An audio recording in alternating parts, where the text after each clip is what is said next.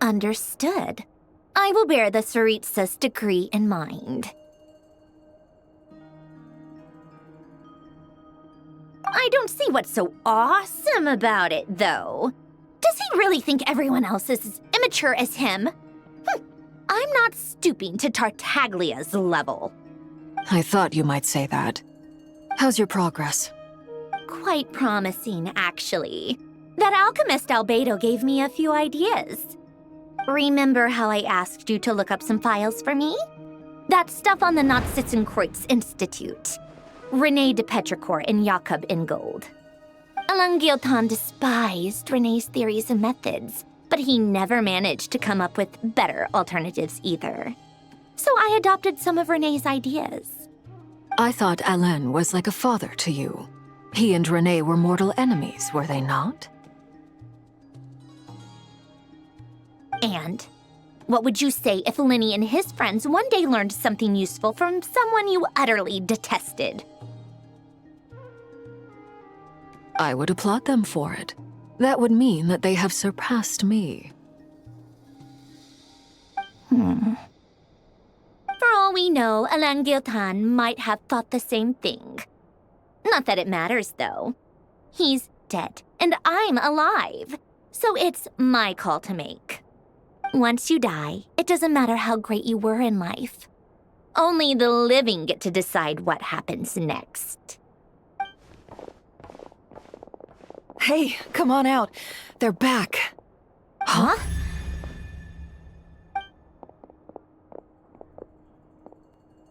You're back? And your head's still screwed on? And you still have all your limbs? What does it look like? Way to keep your composure, madam. Excuse you. I am perfectly composed. Glad you're okay. Yes, it's a huge relief. Worry? Oh, yeah, right. You think we, the Fatui, were worried about you? We were worried sick. Hey! The Traveler and I were already friends. You are free to join this mission in whatever capacity you please. Much like your tea parties. It's a laugh a minute with you guys. I must say, I was quite surprised when Mr. Albedo told me he would need no additional aid. We discussed this on our way back as well. I am rarely so unequivocal, but in this case, we had full confidence in Hat Guy. He said he knew what he was doing. Albedo and I pretty much had to just wait outside on standby. Meanwhile, Hat Guy broke into the energy field and rescued the Traveler solo. You didn't have to mention that. Well, I'm thoroughly impressed. You are a force to be reckoned with, Hat Guy. Is he back? Is he really back? Traveler! It's really you! Oh, thank goodness! Paimon missed you so much! You can finally breathe easy, Paimon. It's great to have you back in one piece!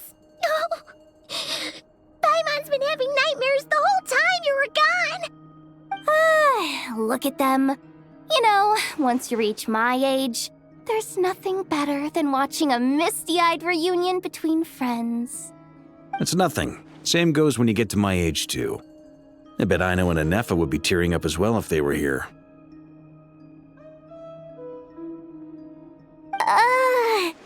Varka, I'm not sure Anefa can cry. Oh, yeah, good point. Hey, your eyes are looking a little red and puffy. Come here, let's hug it out. What? Ew, no. No, thank you. You're not my dad, okay? Knock it off. Everyone, I'm sorry for all the trouble I caused you. But the silver lining is, I didn't come away from this ordeal empty-handed.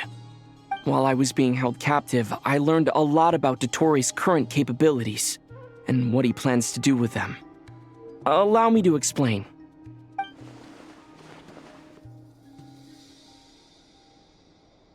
The three moon goddesses were even more powerful than we imagined.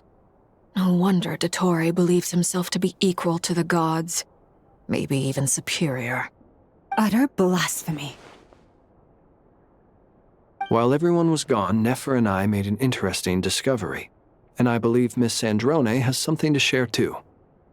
Ma'am, perhaps you could do the honors?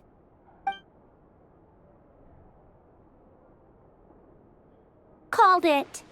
Getting rid of a pesky troublemaker like her is like trying to clean up after a crumbly cake. It always comes back to haunt you.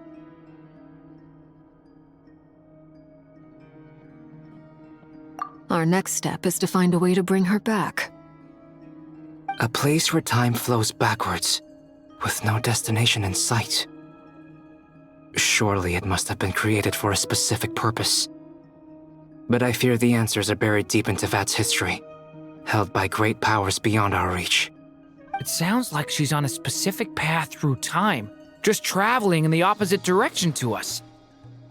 The question is, where does that path lead? Or will it keep going to infinity?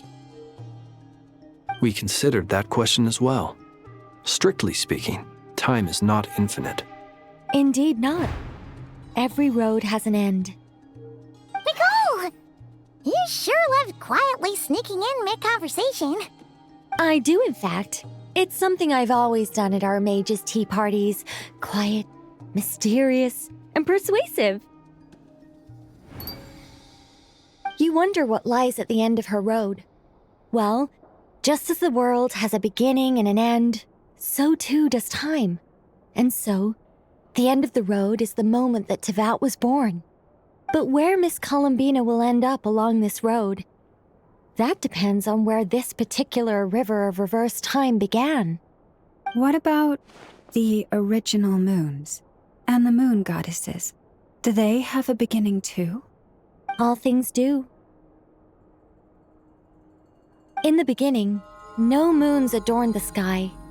It was the Dragon King Nibelung who raised the 3 moons into the heavens, and thus were the moon goddesses born.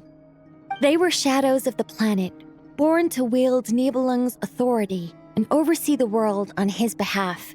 They were extensions of his will, manifestations of his majesty. But then one day, they disappeared just as suddenly as they had once been brought into being. Nobody knew where they had gone.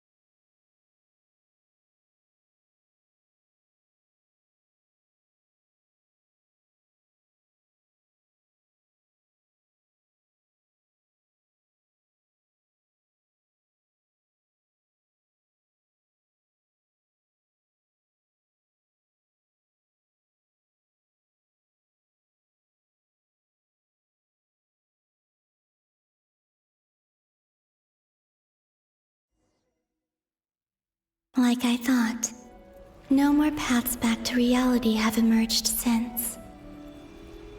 But how can I be sure that I'm going the right way without scenes from reality to keep me on track? I can't even be sure of how long I've been walking for. The further I travel, the less stable this space becomes. There are even moments where I can sense something that feels like abyssal energy. They can just materialize out of thin air. I have to keep my wits about me.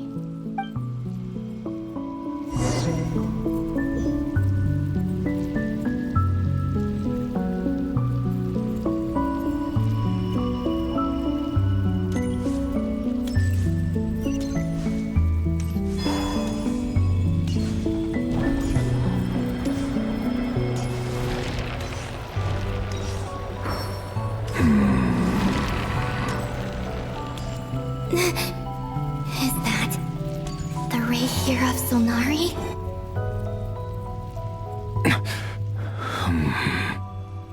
You are But how?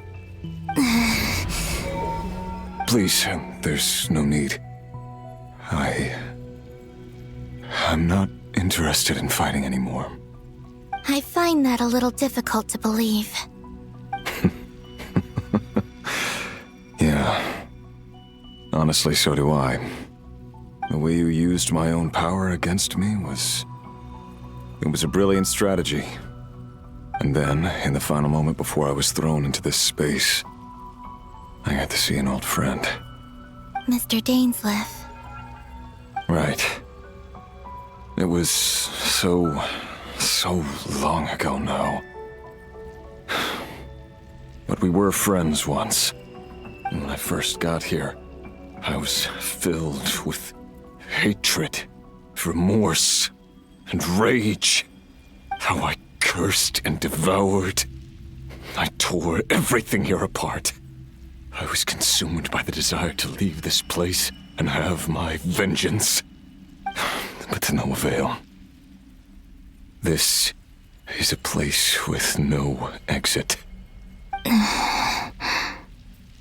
This is the second time I've entered this space. Though I have no memory of the first, I was torn to shreds the moment I entered. But this time I survived. It must be partly because of this new body, and partly because of all the Kuvaki I absorbed in Nodcry. Are you the source of the abyssal power in here? Not all of it. Some is from when I first arrived here and tried to destroy everything. But there was already a degree of abyssal power here before I entered. And like a venomous snake baking in the merciless sun, it tried to slither into my shadow. Tried to? So, you rejected it? Yes. Because after that, the world suddenly became silent for a moment. What do you mean? The voices in my head, they were gone. And then I saw her. Her? Thelindis. My former lover. Never mentioned that she saw a memory of Thelindis leaping into the moon's reflection. More precisely, I saw her afterimage. I'm sure the real her is long gone. She was just an ordinary Conrian. She couldn't have survived here for very long. Anyway, why have you come here? Didn't you know it was a dead end? If I hadn't escaped through the moon gate, my friends would have been in far greater danger. Oh, I see. Because of your power. The power of a moon goddess. What? You'd like to know how I know, wouldn't you? The one who resurrected me said so. I could hear a deep lust for power in his voice. Do you mean... Dottore? Dottore. So that's what he's called. He'd been collecting fragments of my body for a long time. All so that he could resurrect me at the moment of his choosing. I had no interest in his research. But being as corroded by the abyss as I was, we were aligned as far as hunting the moons and recovering my strength were concerned. So that's why the Wild Hunt suddenly became so active in Nodcry. When I left the Fatui in my weakened state, Dottore must have felt that his time had come. Moon Goddess, could I ask a favor of you? What? I know this is a lot to ask, especially from someone who tried to kill you. If you refuse, I won't fight it. But this is the only thing I desire now. Nothing else matters. What do you want? I'd like you to take a message to Thelindis for me. Thelindis? But... Yes, she's dead. But like I said, I saw her afterimage. I can sense that some part of her soul remains here. Far, far ahead. Why don't you go and speak to her yourself? I can't. I don't know why, but I can't move freely in this space as you can. All I can see is a glimpse of her, walking away. Just like the moment when I last saw her in life. In return, I will clear these abyssal obstacles for you. No, not in return. I'll clear them for you, whether you want to help me or not. It feels like something I ought to do. Why? Yeah. Why, indeed. I've been asking myself that question a lot recently. Why did I do the things I did? I'm tired of it all. Tired of the person I became. People used me. And then I turned around and started using others. I hurt a lot of people. I think I grew tired of it long ago. But I wouldn't admit it to myself. And ultimately, that's how I ended up here. What do you wish to tell her? All of it. My past. My mistakes. Everything that happened after we were separated. Is it okay if I give her the abridged version? Yeah, I'm sure there's plenty you can skip over. Just tell her the important parts. Whatever you think that means. Like the part where you relentlessly tried to kill us? It's up to you. Love demands honesty.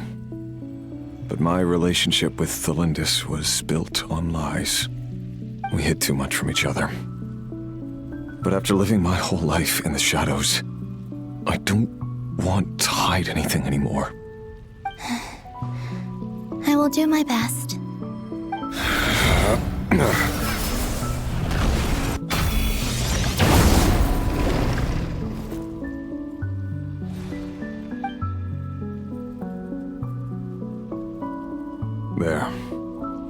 The abyss will no longer stand in your way.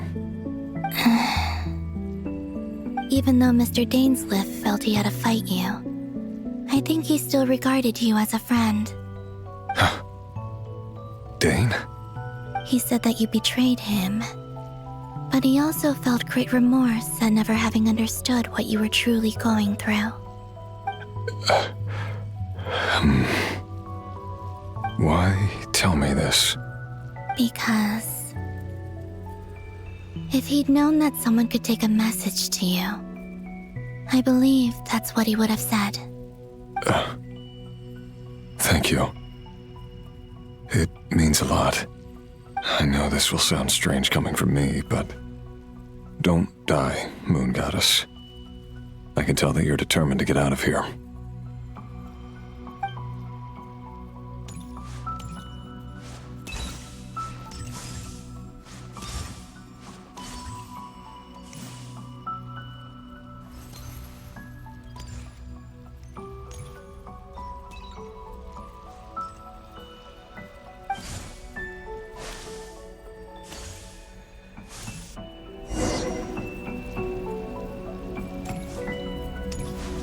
He kept his word.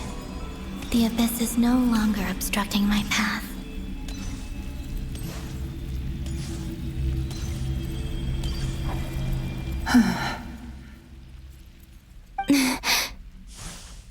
Is that the Lindis? She wasn't far off at all. And yet, they can never meet. Hello, Miss Thelindis. Who are you? How do you know my name? I've never seen anyone else here before. You can call me Columbina. I promised Rerir that I'd bring a message to you. Rerir? My Rerir? Is he well? He's doing better than he was. Better than he was, huh? Sounds like he's had a pretty rough time. Others have had a rough time on his account too. In many cases, their time ran out because of him. And I'm not just talking about the children of the Crimson Moon. So, things got worse before they got better. Could you tell me what happened, Miss Columbina? Are you sure you wish to know? Yes. This is my opportunity to learn the truth. No matter how hard it is to hear, I have to know. I admire your courage. However, time is short. I cannot stay here for long.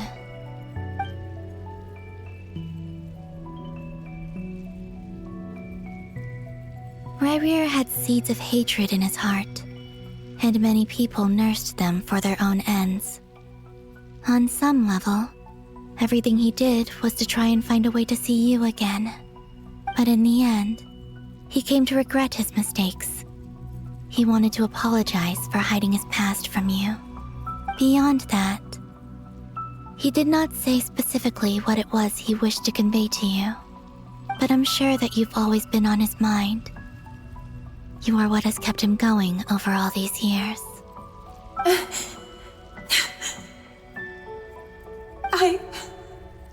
I'm sorry, Miss Columbina. This is so upsetting. I'm not sure how to put my feelings into words. It's all right. I understand. Well, that's everything from me. So, I guess I'll be... Oh, wait. One moment. Time flows backwards here. The road ahead only leads further and further into the past. I know. I intend to reach the end of that road. Without a moon marrow, without the 3 moons' power, you won't make it far. Wait, unless... Are you one of the moon goddesses? You could say that. I see. I often think to myself, if life is like a train ride, why haven't I reached the terminus? Where am I even going? And it's not just me, it's this whole place. Wherever it is, it seems like it's existed forever. It's such a mystery. Where is it going? I must seem so ridiculous. I can't answer these basic questions, and yet I jumped right in here without hesitating, only to be torn apart the moment I entered by powerful energy currents. Only my soul remains now. Thinking back, I was suddenly overcome with fear and terror in that moment. Perhaps I too became bewitched by the abyss. I may have been the leverage it needed to control Rayrir. I used to be a researcher at the Universitas Magistrorum in Conria, researching the iridescent moon's marrow. Eventually, I came to the conclusion that time in here flows in reverse. Rayrir was one of the Venster King's retainers. With me, he was in an impossible position. It plagued him constantly. I wanted to help him escape his lot in life. I wanted him to be happy, so I thought I'd use this place to return to the past. At the time, I thought I could just go back to the day that the Venster King first found the princess. It was only after meeting the princess that the Venster King started going too far with his research into the abyss. That was the day all of our woes began. I thought I could stop the king from ever meeting her and solve everything. I couldn't kill the Venster King himself, so I had to find another way to save Rayrir. That's why I wanted to go back, to kill the person who had brought new possibilities to our realm. I'm sure it was a futile endeavor, but the abyss probably enhances the basest human desires. So I naively hoped I could change everything. But I was simply too weak. Like a speck of dust against the whole universe.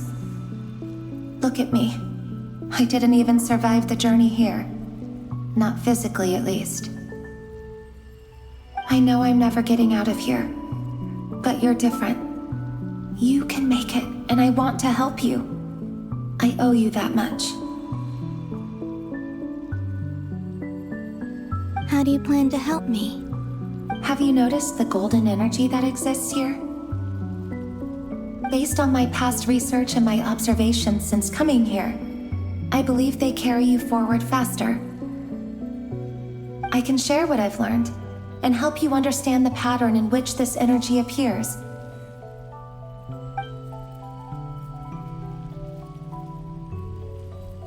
I think you just might... Now, I know you will be able to change the past. Also, I've been speculating about where this space ends. The documentation was scanned, but from what I know of the legends about the moons, the oldest ones seem to begin with Nibelung, king of dragonkind. I have no way of verifying any of it by this point, but if it's true, you might be able to reach that era if you keep walking. Understood. Thank you, Miss Thelindis. I'm the one who should be thanking you.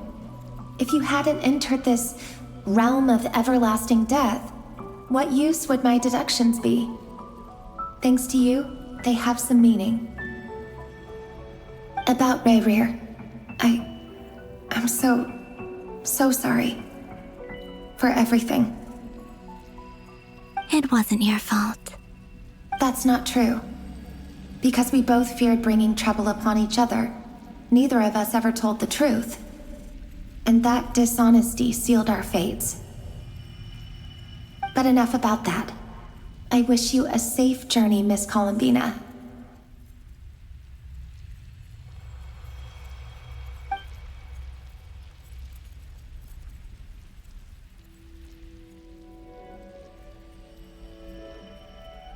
And may the outside world never have to experience pain like this again. Rayrir, you're there, aren't you? I cannot see you, because you exist in the future. I expect we'll be trapped in this prison of space-time for all eternity.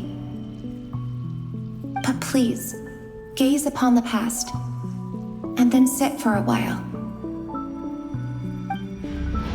Let's find a place to sit down together, just like we did when we first met.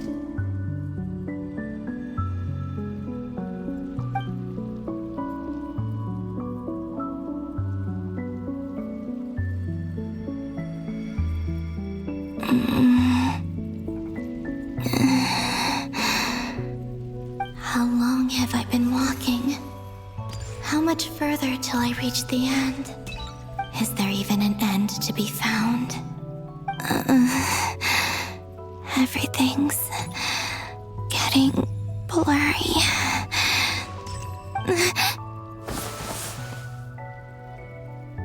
Huh? Are you all right, little sister? Have you come from the distant future?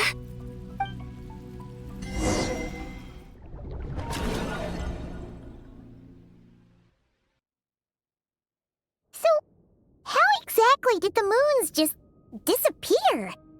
Shouldn't it be a little harder to get rid of major creations like moons? The world is a vast and ancient place. On a certain scale, all life lasts for but a fleeting moment. Miss Nicole explained that the moon goddesses likely perished in the War of Funerary Flame. The moons themselves were also destroyed at that time, save for the Frost Moon, from which a new moon goddess was later born. Am I missing something then? 'Cause the stories say that the moon goddesses were born on the moon, but doesn't Columbina say she was born in Nodcry? Huh, you're right. Why do their birthplaces differ? What's the difference between the two generations of moon goddesses? Also, remember what Sandrone said? Her scans detected 4 moons. In other words, 4 moon marrows. Technically, the result of the scan means that 4 moon marrows were detected and positively identified as moons in that moment. In other words, this piece of information alone isn't enough for us to know how Miss Columbina is doing right now. Yep, we have no way of staying up to date on whether she's dead or alive. She's on her own for now. But at least she's trying her best to get back to us. Yeah. She's a tough cookie. And a sore loser, too. We have to trust that she'll find a way. Because we really need her power. As much as it pains me to say it, we've got no chance of beating Dottore in a straight-up fight. He's much too powerful. It wouldn't even be close. That maniac is going to devour everything in his path until he reaches us. We need to find someone or something that can stop him before he does anything worse. I'll be frank.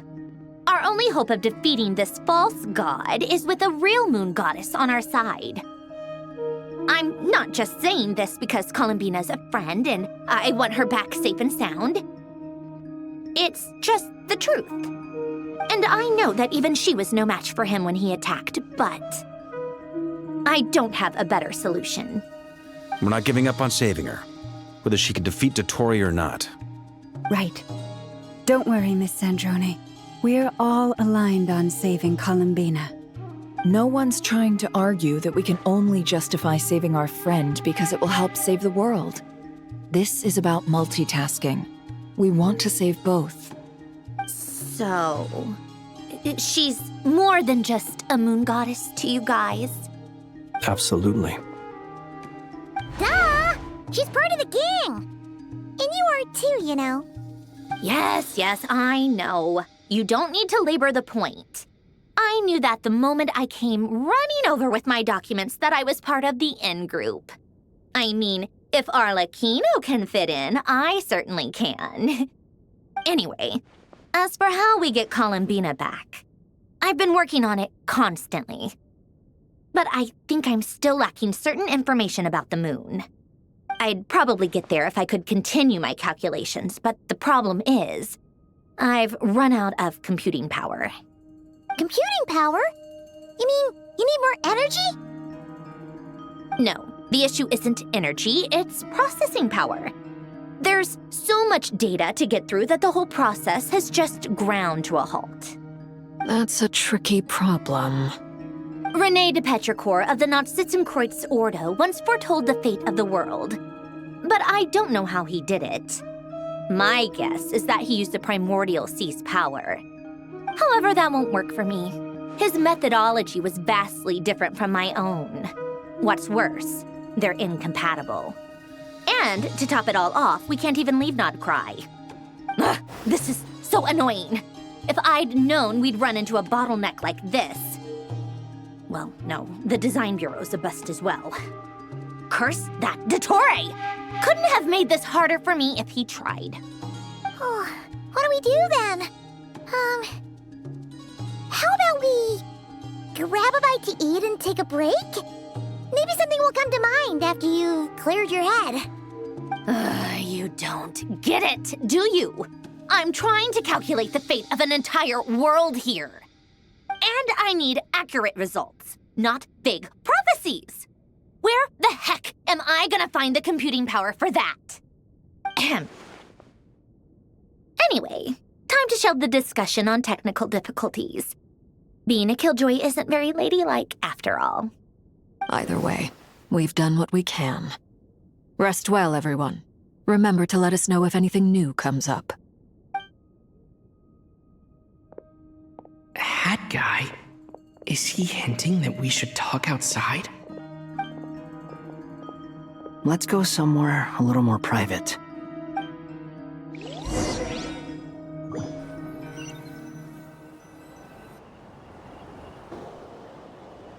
You know that Dory went back to Sumeru, right? Yeah, she mentioned she was planning to head back. Things aren't looking good for Nodcry. She's gone to spread the word so that Sumeru has a chance to prepare for the worst. From what I know of Dottore, there are two possible reasons why he hasn't made a move yet.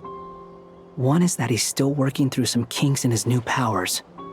The other is, he wants to see how we're going to react. He'll easily devour everything eventually, so I guess he's in no rush to make it happen. The first false god he made was me. Now it's his turn. Even though my records were erased from Irminsul, Dottore's ideas haven't changed one bit. He once told me that becoming a god was like turning yourself into a hungry wolf or giant serpent to devour the moon. Clearly, he began studying the moon goddess's powers long before he even tried making a god. He's always wanted to get his greedy hands on divine authority one way or another. And in the end, he devoured the moon where I failed. In the desert of Sumeru, there is a chessboard built by King Deshret, also known as Al-Ahmar. I don't know if it was a real game, or if he was just trying to challenge his servants and citizens in some way. But creating games and setting rules, gods do that as a matter of course. That's the kind of power Dottore craves. Now he has the Trilunar Authority. His power is leagues beyond the common people. I don't think there's any point in other nations rushing to the front line. They're better off focusing on defense and hoping they can fend off any threats that spill out from Nodcry. Either way, Dori will inform Lesser Lord Kusanali, and she will contact the other gods in turn. The Seven will have some recourse available. If nothing else, their protection should keep the rest of the world from descending into chaos as quickly as Nodcry has. So on the bright side, even if Nodcry is doomed, your friends in other nations won't be in any immediate peril. That's good to know. But I'm not ready to give up on Nodcry yet. There's a word for people who refuse to let anything go. It's called being greedy. Maybe it sounds greedy to you, and probably naive too. But whatever you call it, that's what gives me the determination to keep fighting. Battles are fleeting, but the will to fight is a long-term commitment. Give up for even a moment, and your resolve will shatter. Why do you always feel the need to do the right thing? No one is born to be a savior. I mean, who's gonna criticize you if you fail or give up? Don't take this the wrong way, but Dottore said something similar to me. I guess the Fatui attracts people who don't believe in saviors. Not necessarily. It's less about belief for me. I just want to know how determined you really are. After all, I don't owe anything to anyone else here. Only you. You look kinda worried. If your arch-nemesis was about to achieve their ultimate goal, I think you might feel a little worried too. That's true. Dottore is about to become an omniscient, omnipotent deity. That's gotta be a bitter pill to swallow. Still, you're calmer than I expected. Obviously. I have to admit that my past self was a reckless fool who misunderstood not only the point of revenge, but how to achieve it. And as much as I want my vengeance, I know I'm not gonna get it by acting alone. If the world's taught me anything, it's to think before I act. Too bad it never taught me any other virtues, though. So, I am going to destroy Dottore, no matter what it takes. So, what's your plan? I'll get to that. First, tell me, what do you think of Sandrone? Just like Paimon said, she's a friend, part of the gang. How much do you trust her? This is a serious question. Think carefully before you answer. Although she's with the Fatui, she has her own values, and she's helped us a lot. If nothing else, she's clearly going the extra mile for Columbina. I see no reason not to trust her. If you say so. In that case, the three of us need to talk. I have some thoughts about her computing problem. It can be solved, but it will come with a cost. How much? If I can afford it, I'll cover it. Sometimes your heroism really backs me into a corner. You know that? Come on, let's go talk to her.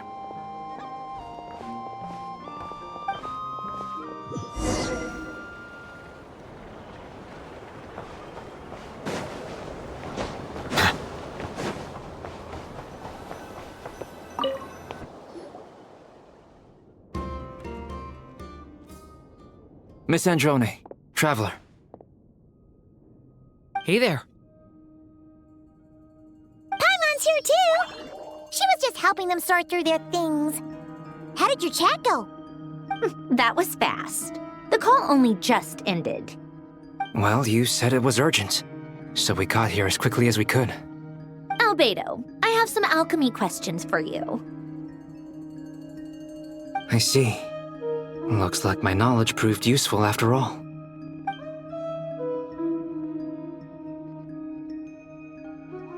If I might ask, what is the end goal for the modified formula you'll be using? I needed to predict the future of the entire world.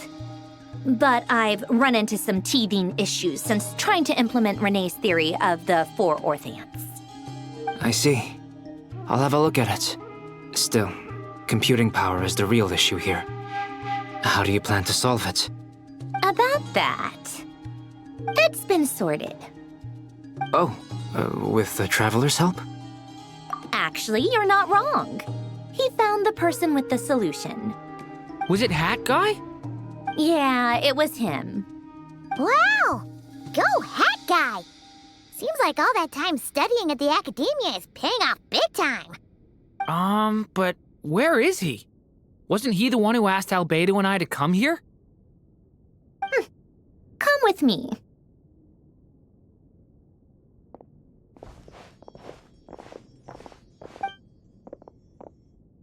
Hat Guy? What's happened to him? Hat Guy! Can you hear us? No response. I guess he's in hibernation. Hat Guy mentioned that he was a puppet. It seems that his functions are currently shut down. I presume this has something to do with the solution to your computing problem. That's right. He and the Traveler came to see me. Wait, what? You have a solution? Would you calm down? Why do you always react so hysterically to everything? Excuse me? How would you know? You shouldn't be so quick to judge complete strangers. It's very bad manners. Oh, please. It doesn't take that long to figure out that you have a temper. Where does a mere student get that kind of confidence? I've actually published more papers than you. Not that status counts for much. Even Paimon's applied for academia admission. Huh? Are you serious? See? This is why I can't be bothered to explain myself. She recognizes no one's skills but her own. Okay, fine. I'll hear you out. So, tell me, how do you propose to solve my computing power problem? This world itself is constantly processing all kinds of information. If it's the world's future you're trying to calculate, you need a processing device that's designed to cope with that volume. Easier said than done. Only Irminsul can handle that kind of... Wait, is that what you're suggesting? But surely we can't just plug my formula directly into the ley lines. You should be able to tell that I'm not human, right? Yeah, I noticed. The technology, though, seems pretty ancient. Very different from Pontaine's. It's a completely different system. Conrian, to be precise. I'm what they would have called a puppet. puppets need an energy source and processing power. The artisans who built them sought out the materials most suited for that purpose. You? Do you mean... The Traveler and I have talked it over. He's willing to vouch for you. So, I'll allow you to borrow my core for your calculations. It was built using wood from a silver-white tree, which makes it a small part of Irminsul. Conrian technology and Irminsul wood. Who in the world could have built you? Are you sure about this? A puppet without its core will cease functioning completely. And if it's left in that state for too long, it might not recover. You could die if you do this. You do realize that, don't you? I can put 2 and 2 together, yes. No need to rub it in. I won't lie to you. This has never been done before. I cannot guarantee your safety. Doesn't matter. I'm prepared for the worst. Did you two actually talk this through? Is he... Are we really considering this? Yes, we discussed it. The bottom line is, he trusts me, and I trust you. Let's give it a shot, shall we? Honestly, I have no clue where this kid even came from. But for whatever reason, he lent me his core to use in my formula. I'm very close to finishing my calculations now, and the core is currently in use. So I'm sorry, but I can only show you a sketch right now. This is what the core looks like. A silver-white branch. It certainly matches the legends told about Irminsul. Is Hat Guy gonna be okay? He's not gonna die, right? Right? In theory, he should be fine. As long as we put his core back in time. Beyond that, all I can say is that I'll try my best to avoid risk and make sure the core doesn't sustain any damage. I think I know why you called us here now. Someone needs to watch over his body and make sure it's protected until the process completes. Correct. He said that the only ones he trusts here are you two, and the Traveler. And the Traveler will have other work to do.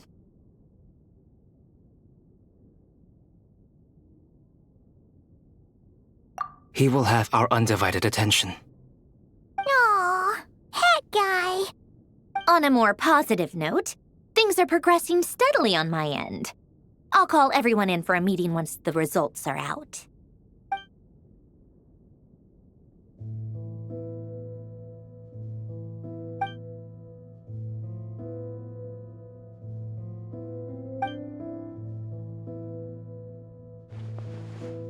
The worst-case scenario with the core removal is either a system reset or a total loss of function.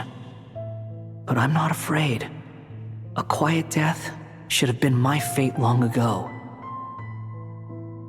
A core is completely different from a heart. It's like another vital organ entirely.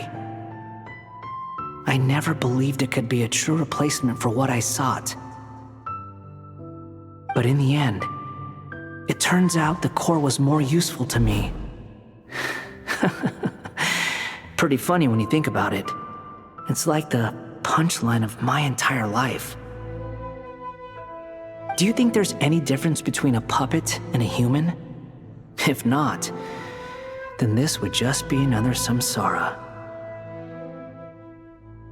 I have already experienced both a past life and a next life. Part of me wonders whether I'm only capable of making this decision because I've become a real human. What's with that expression? Isn't this a good thing? Sandrone will succeed, won't she? She has to. She will. We all have to persevere until this is over. That's right. And I'll protect you all until a moment of victory arrives.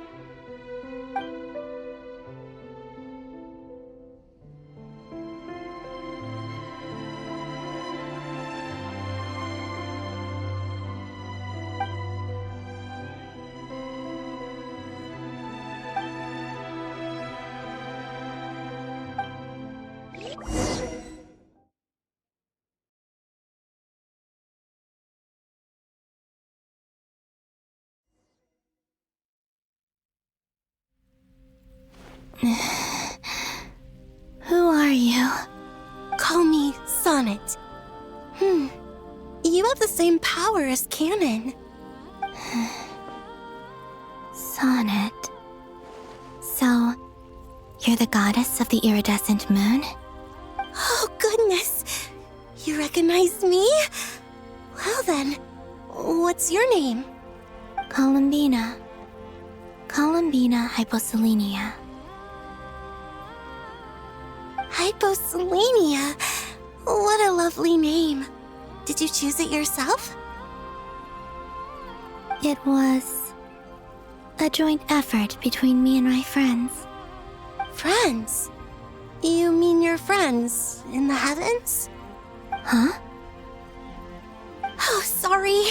You must be exhausted. I apologize. Hang in there. Let me introduce you to my older sisters. Do you mean the other two moon goddesses? Arya and Canon? Wow, you sure know a lot. Hey, does that mean that our story goes on into the future? Oh, I guess that wasn't the best question to ask. It's alright. We were prepared for that possibility. You could say we were too prepared. I can't even remember how long my sisters and I have been here by this point. When did you get here? How long has it been? I can't say for sure, but it feels like it's been forever. I see. Are you feeling alright? You look a little unwell. I can hold out a while longer. We don't have far to go. The place where my sisters and I are based is just up ahead. Don't worry, they're both really nice. I'll introduce you.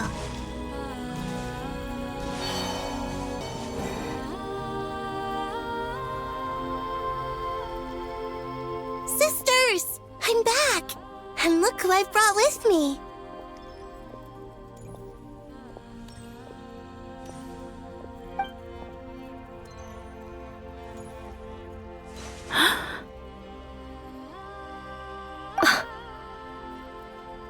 It's our lovely little sister, born in the far future. The pleasure is all mine.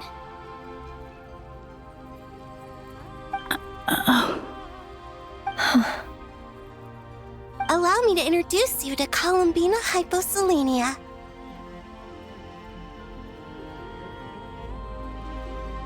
This is Arya, the goddess of the eternal moon. And this is Canon, goddess of the frost moon. Canon, don't you think Hyposelenia's power is similar to yours? Hello, Columbina. I apologize for our startled reaction just now. And please, forgive our little sister if she's been annoying you. She tends to talk a lot. It's fine. You seem shy. Don't worry, Columbina Hyposelenia. No one can hurt you here. Could you tell me where here is? Please. I must know.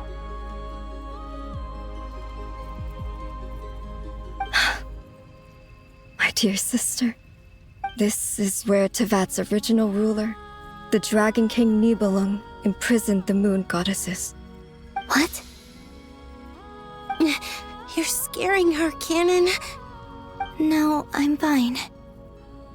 Please, continue. Nibelung, our original master, created us in the distant past to maintain Tevat. But he left this world and traveled into the dark universe beyond, to explore worlds vaster still. Day and night, we fulfilled our duty in the heavens, until the day that the first descender arrived. The great ruler of the firmament. The heavenly principles. Is that what later generations call them? I see. But we did not reject them at first, nor did they seem to harbor ill intent towards this world. We coexisted in peace. They were like a guest in our home. Slowly, however, we came to realize that our guest had a growing desire to change and dominate the world. And you didn't stop it? No. There was an order to the rules they set up that Nibelung never taught us. We wanted to know if this order would bode good or ill for Tivat.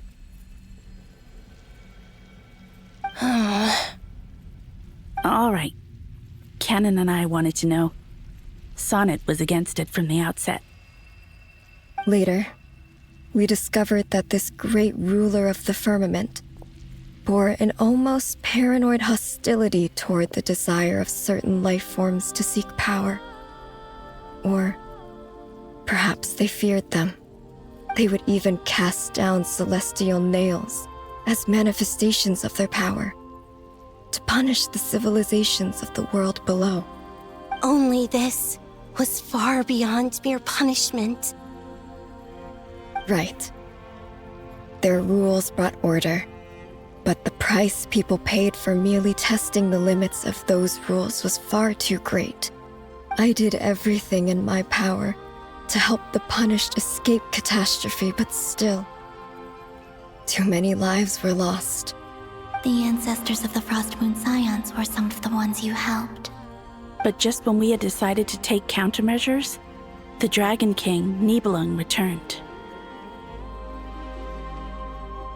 And so began the War of Funerary Flame. So, that's the name the world gave that war in the future. Well, who won in the end? As far as I know, the Heavenly Principles won, although it came at a great cost. They remained in Tivat, where they continue to rule to this day. And the world's original master, the Dragon King Nibelung, was destroyed. And what of the moons? Are there still 3 moons in Tivat's skies? You can tell us the truth, Columbina. We know we are but remnants of a bygone age. We are prepared for the answer. Only the Frost Moon remains. But it has been cast beyond the false firmament by the Heavenly Principles. The eternal and iridescent moons were both shattered during the war. So death finally came for us in the end. Sonnet. But you're still here, aren't you? A moon goddess cannot live without her moon, Columbina. She's right. That's why I began to disappear. Because the Frost Moon is cut off by the false sky. How much worse it would have been if it were outright destroyed. Our souls may endure within this lunar palace, but if our moons are destroyed, then we shall disappear the moment we depart from it. I'm sorry.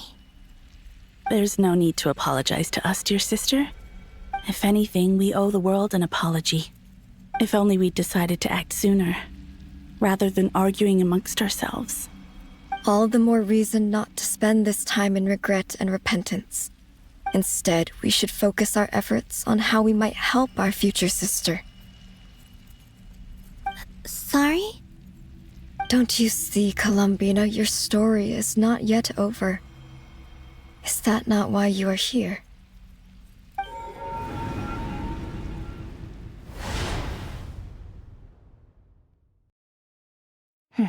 It's done. Initiate numerological array. Continue running primary process. Calculate the world's fate through extrapolation. And identify nodes of potential change. Secondary process, scan for moons. Still 4. The number of moon marrows hasn't changed. Wait, let me think. Is it possible that there's something I've been misunderstanding about the moons all along? Variables. Variables in the world. I know where potential variables within the world come from. So what about the moons? Are there any variables there? Like their life or death, for instance. What if being alive or dead makes no difference to a moon? But that's so strange. Even immortal gods can die. Why would the moons alone be? Wait! I've got it! If alive or dead is considered a variable, we might have had this wrong the whole time. No one ever said that a moon marrow equals a living moon. We just made that assumption ourselves. Initiate secondary process. Scan again. This time filtering out interfering perimeter, moon marrow. I don't care if they're natural or artificial. Get them out of my search results! Why? It says 3 moons still exist in Teyvat, even after excluding the moon marrows. But we know for a fact that 2 of them are dead. Redo the scan. Narrow the results to living moons and real moons. No, scrap that. Narrow it down to moons that have lunar authority and remain alive. Why? Why is it still 3? What is this, Columbina? Has the world lied to us? Or are you the one pulling the wool over our eyes?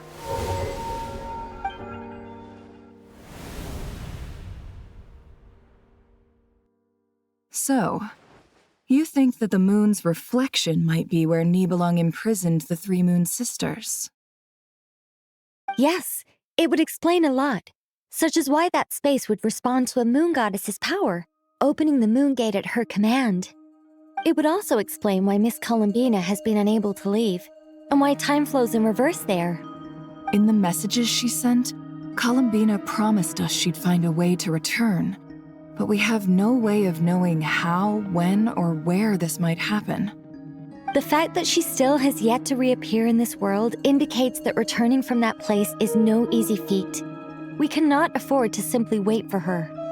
So you're saying, if she could return by her own power alone, she would have done so long ago? Yes, she certainly wouldn't leave it to this late stage when it's so touch and go. I've been giving this some thought, and I've come to believe that Luanatar might be an anchor that she left behind, as a sort of future waypoint. This could also explain why Luanatar is always by the traveler's side. Sounds like a plausible theory. If that's the case, there must be some criteria we need to fulfill to allow Columbina to return to the present. The question is, what could they be?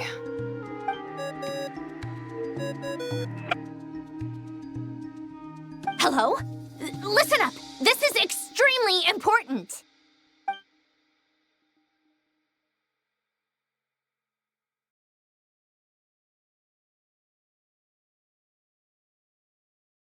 Not only is Columbina alive, but she may well exist in a form unimaginable to us. I'm still unclear on the details, but she's done something truly inconceivable in the past. And the clue to what she's done lies in the moon and Teyvat sky. Truly amazing. Oh, I'm so delighted for her. I'm sure we all feel the same. And I'm sure Columbina is ready to get back here and fight by our side. I'll keep my calculations going and try to find some way of coordinating with her. But that's not an excuse for everyone else to slack off, okay? All of you had better keep trying to think of solutions. How can the dead moons still live? And Luanatar?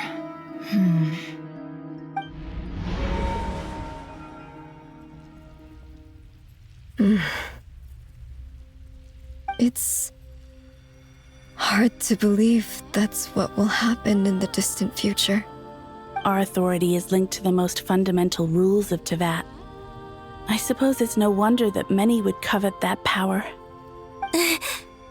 I didn't realize that when you said friends, you meant people who live down in Teyvat. That's so lovely. I always wanted to go down there and have some fun. Have you ever tried leaving this prison? Of course. Between us, we've tried everything. But no matter where we go, this space will eventually bring us back here. It's like the center of a whirlpool. Everything ultimately converges here, at the moment when Nibelung imprisoned us.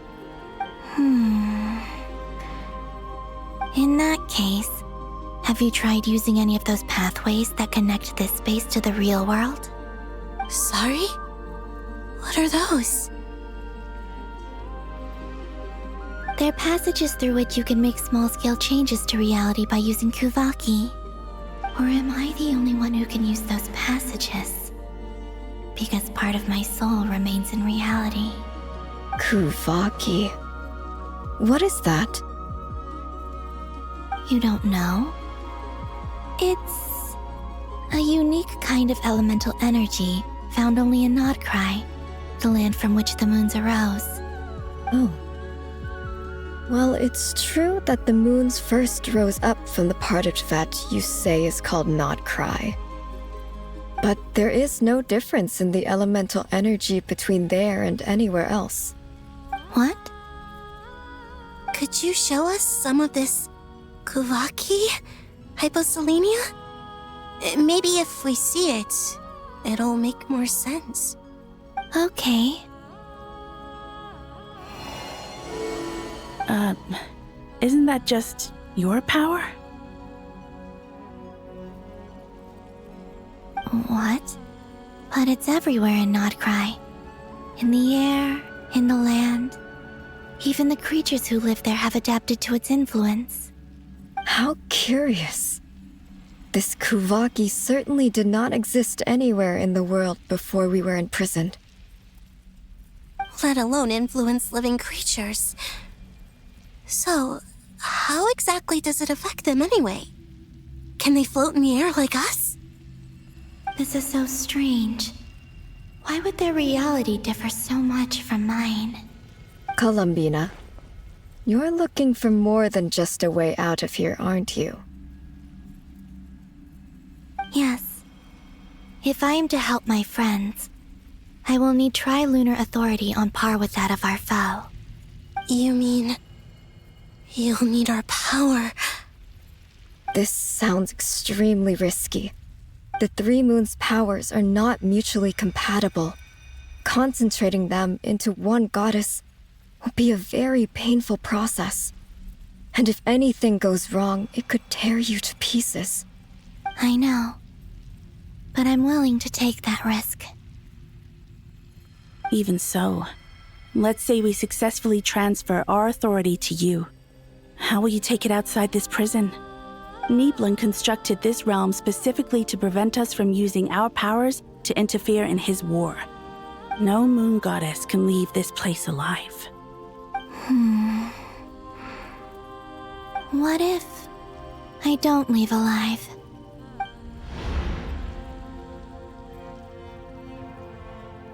Where do we even start? How are we supposed to figure out what we're meant to do to help Columbina?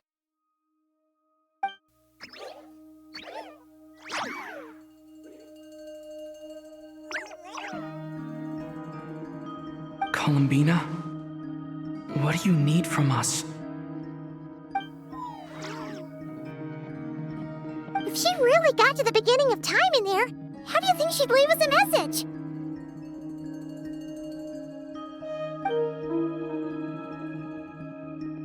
You don't think she'd write it down on a stone tablet somewhere in the hopes that we'd find it, do you?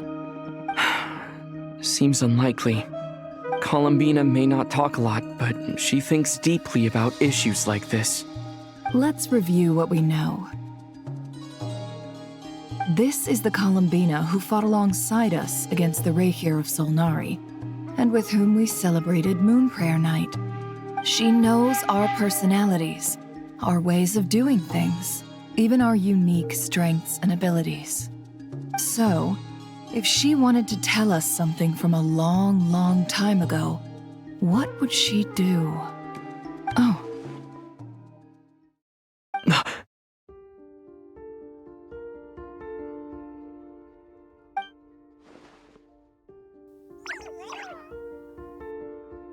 Traveler, you once said that those golden ripples also appeared when Luanatar was born.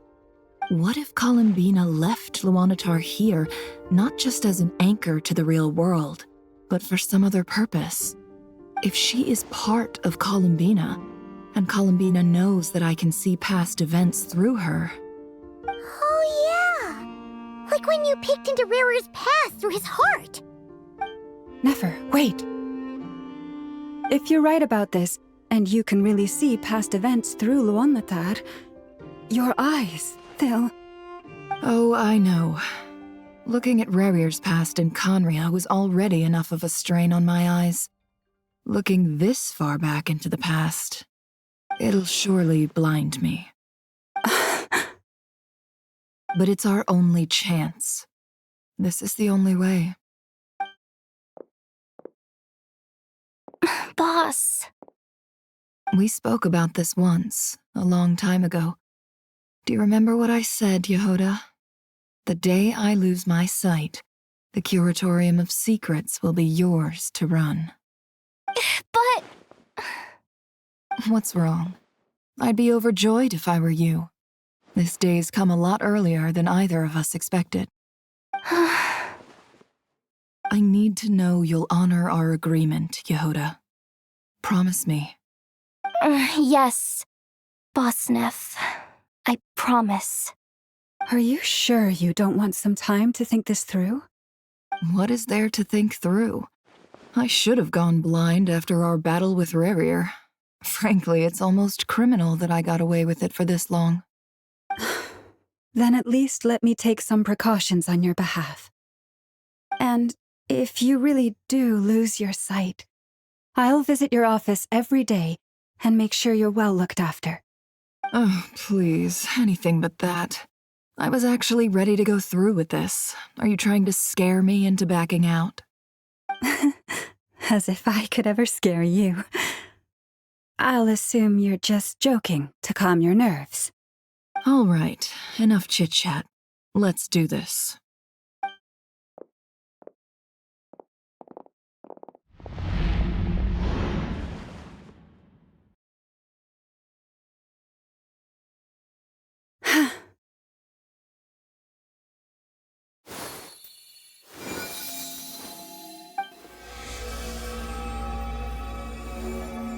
All done.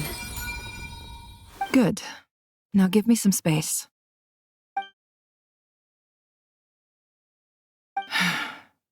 Come on then, little one. Show me what happened in the past.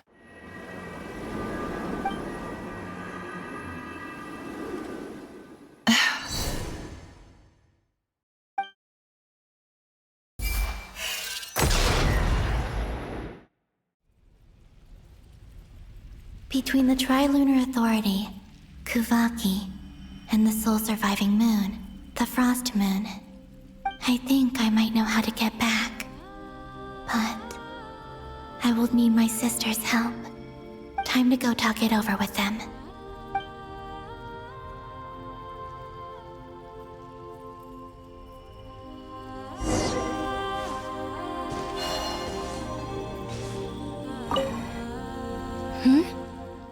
Have you decided what to do?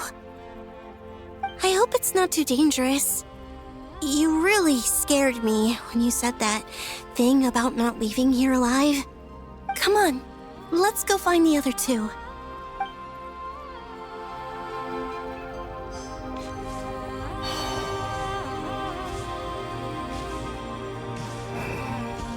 It seems you have reached a decision.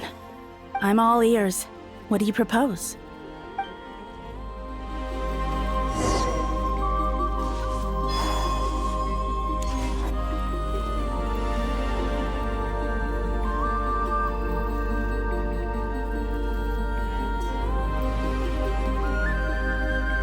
Have you figured it out, Columbina?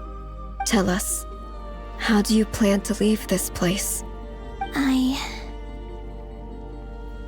intend to die here, in this moment, and then be reborn in the future with the help of my friends. What? What are you saying? How can the dead be reborn? And how will you inform these future friends of your plans? You can't exactly leave oracles. Nothing can escape this place. Not a single ray of moonlight. And even if you found a way, what if they never find the message you left for them? You'll... No, that won't happen. Come again? They will find my message. I'm sure of it. I'm not following. How exactly will you achieve this? It's quite simple, really. First, I will leave my soul here.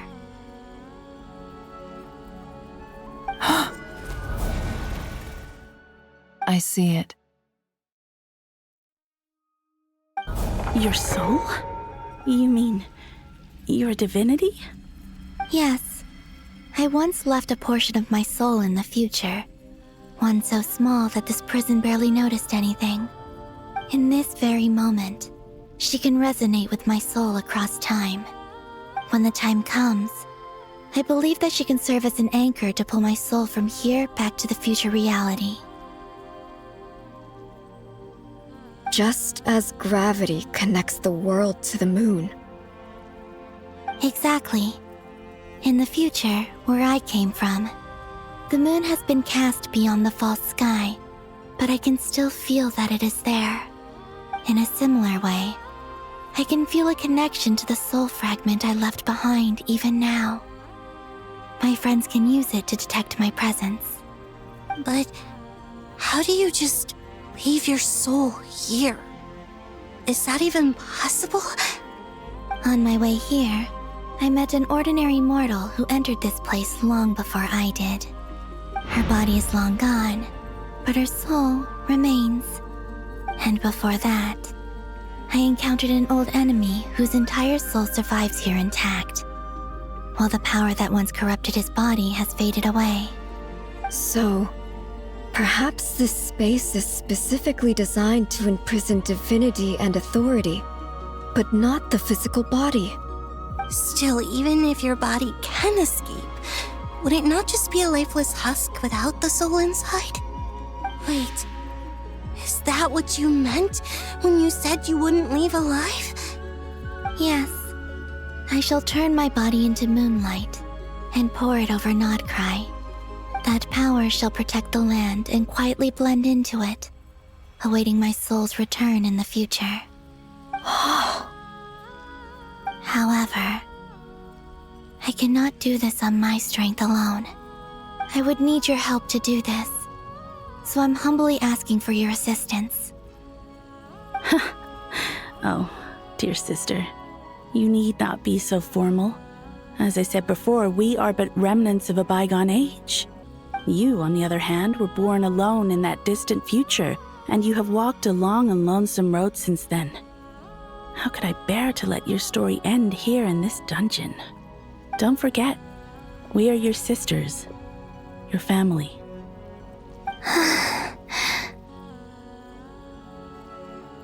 Arya's right. Actually, I've always wanted a little sister. Can you imagine how it's been for me? Getting nagged by two older sisters all the time. Now, I finally get to be the big sis. And not just that, but I get to help you return to your world, too. How could I say no to that? Sonnet. Kennen?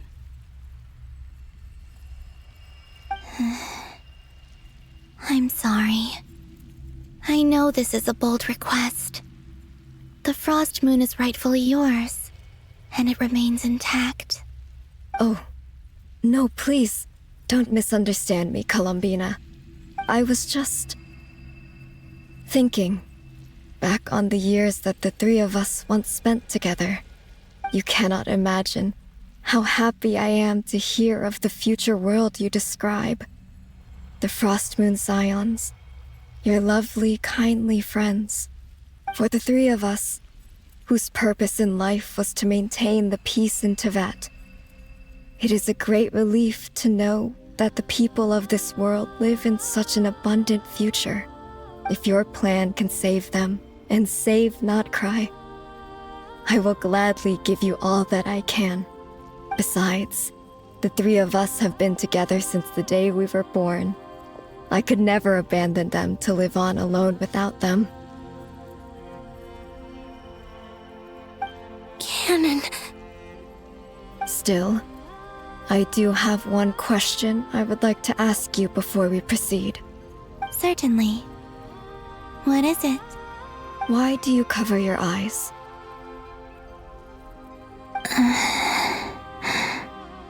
Yeah, I was curious about that too.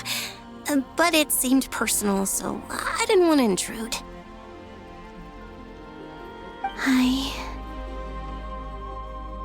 There was a time when I refused to look upon the world.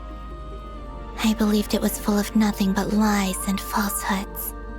I wished to hide my feelings, seal my heart, until I could return to my true home. I see. Perhaps that decision saved you from ever having to see the false sky again. But at the same time, you likely missed out on many true and precious things, like the smiles on your friends' faces. Promise me this, Columbina. When you return to the future, open your eyes, take a look at the world around you, and see your friends. I'm sure that you know this already, given that you long to return, but that is your true home. Give me your hand, Columbina. Arya, Sonnet, you too. Okay. All right.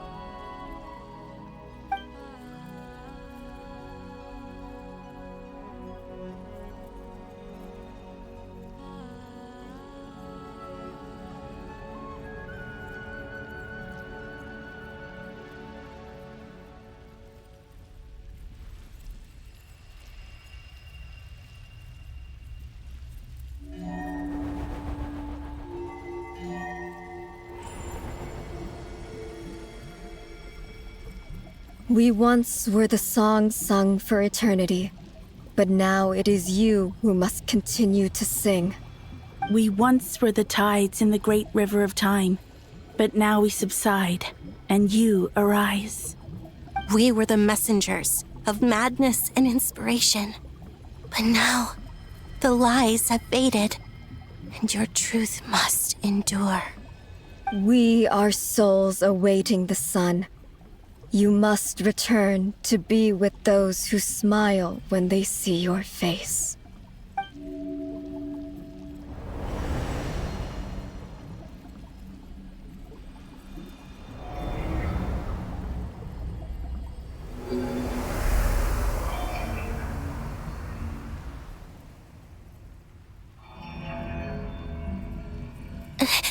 Is it done?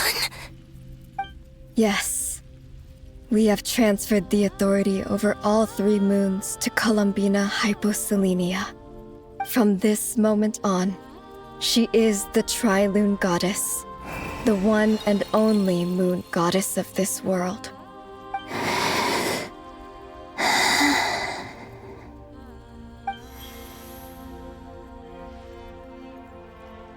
Thank you.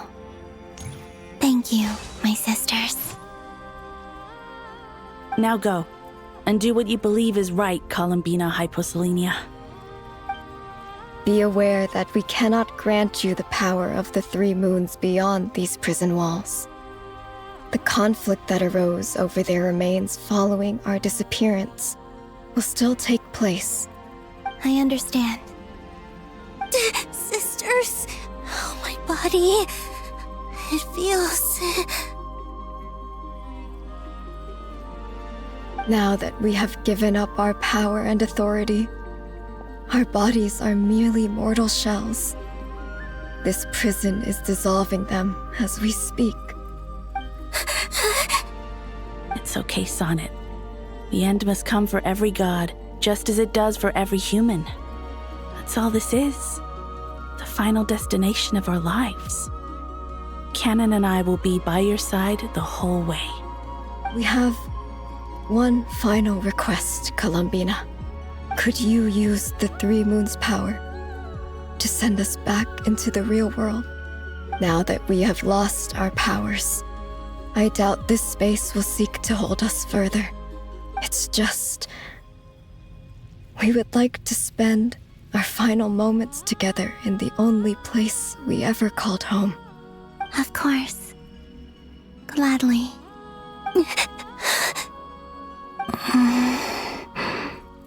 Sonnet. Yes? Don't... I wish I could tell her not to give in to the abyss. Not to be afraid. But is this really what I should say at this moment? Don't forget. I'm so glad to have a big sister like you.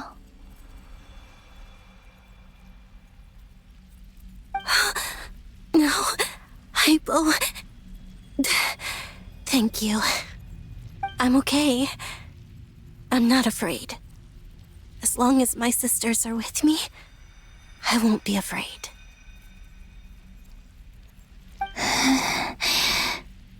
It looks like this is goodbye, sisters.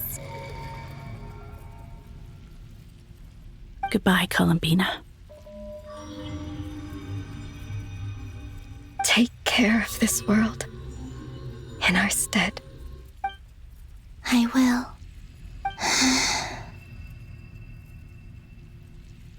And now, it's time for me to bid farewell to my body, too. May it become the moonlight that keeps Nodcry company through the long years ahead.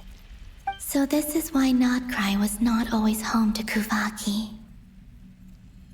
It only appeared after I poured my body out upon this land, and only this land. Kuvaki responds to me because it is me, my body, answering the call of my soul. And the golden energy I've encountered on my way here was, in fact, that very soul, which I am about to leave here to guide me. O power Trilune, eternal moonlight. I, Columbina Hyposelenia, lay aside my body. Let it be cast into the dark night to illuminate the future. May it be a companion to all who dwell beneath the moon.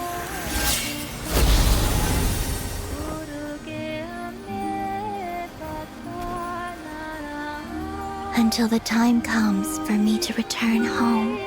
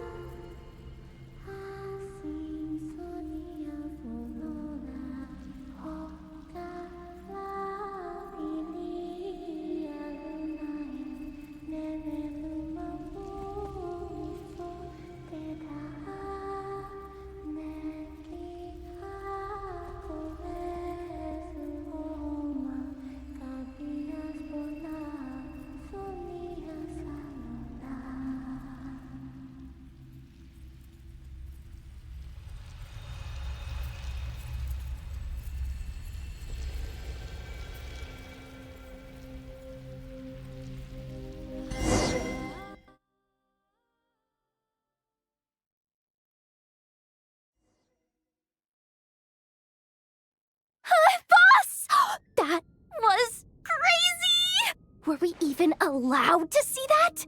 Is anyone? Oh, can you still see?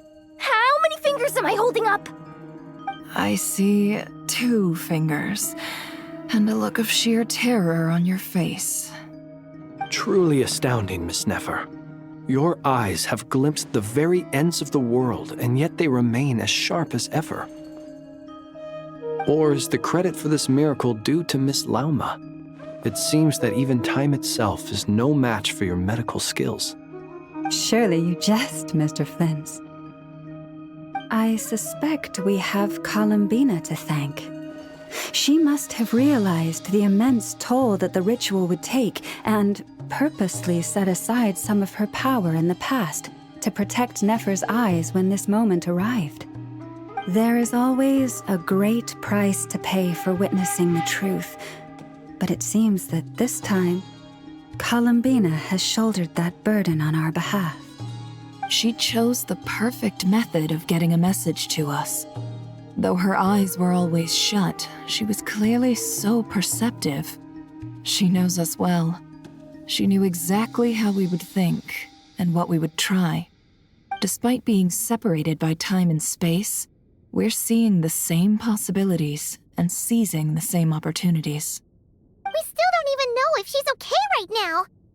But as long as there's a chance we can do something, we'll fight to make it happen.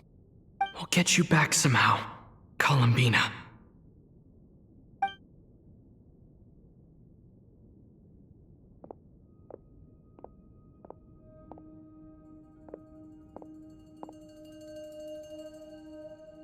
Well, based on the information we now have, let's figure out our next moves.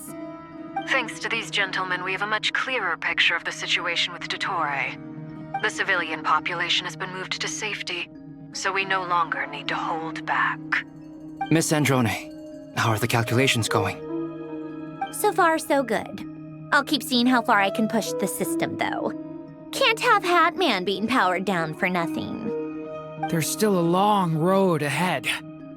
Where should we begin?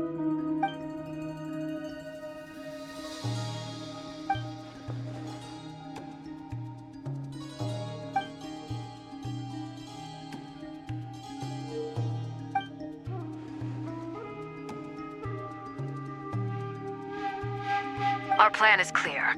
Time is short, so let's get moving. There's just never enough time, is there? Time is the bane of my existence. Ugh. Anyway, I'm gonna get back to work. All right, we'll do our part too. Yeah.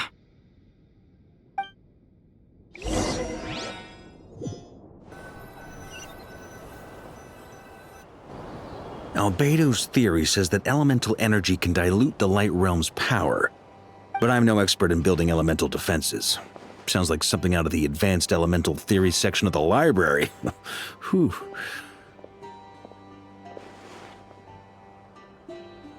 You seem quite troubled. Well, yeah. I mean, who doesn't get a little flustered when they're completely out of their depth? You were the very picture of confidence back when you approached the Hexen Circle. Eh, I could have been faking it through that whole meeting for all you know. Who's to say I'm not just a ball of nerves in a charming and gregarious package? Oh gosh, really? I'm so sorry, I had no idea. Well, you're all the braver for it. Still, I was much more in my comfort zone than I am here. At least in Mondstadt, you can cry for help from a cliff top and actually stand a chance of summoning Barbados himself. Things have never looked bleaker than they do now. If we don't pull this off, Tevet's doomed, isn't it? Oh, you think so? Actually, yes. Yes, it probably is. It's a shame. Don't put too much pressure on yourself. Tevat has faced annihilation many times in the past, but it also gave us you, didn't it? Hey, don't give me that. It's not like I'm anyone special. I disagree. Every human born in this world is special. We angels have always believed that.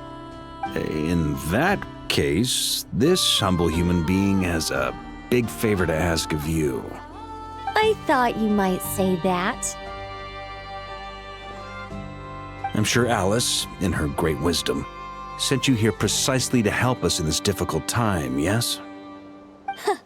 Well, that has less to do with her wisdom and more to do with my power. Of course, of course. Well, the thing is, these elemental defenses we're about to build, I don't think it's a question of if they'll fail, but when.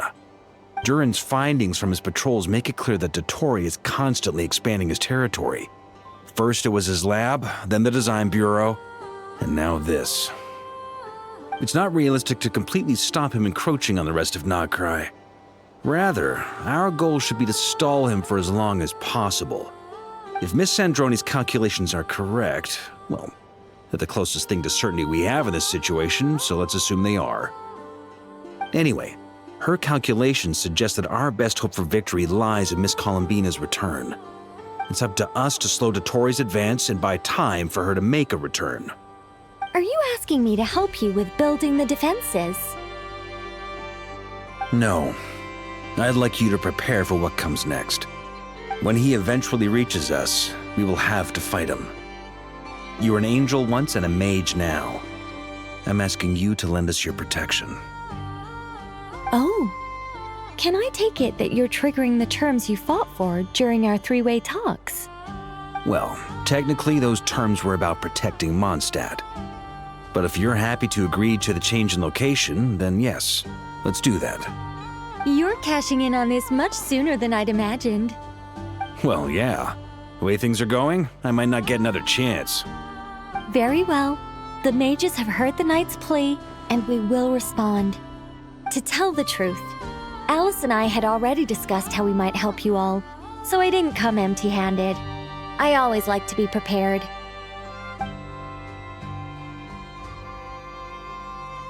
This is... wow. Yeah. This is great. Seriously, thank you.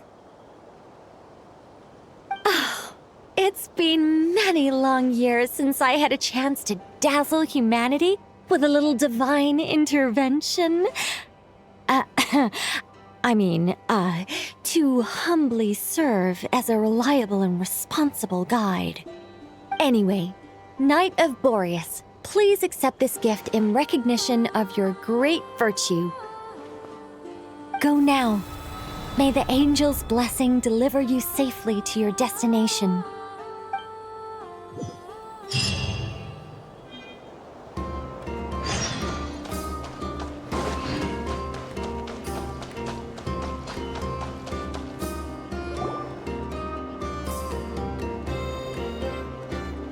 Ah, you're here.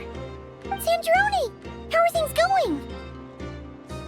Glad you asked. You two are about to become the first people to lay eyes upon my masterpiece. Or should that be the first person and the first, specter? Hey! Whatever. Come, feast your eyes on this. Wow! We've never seen something like this before!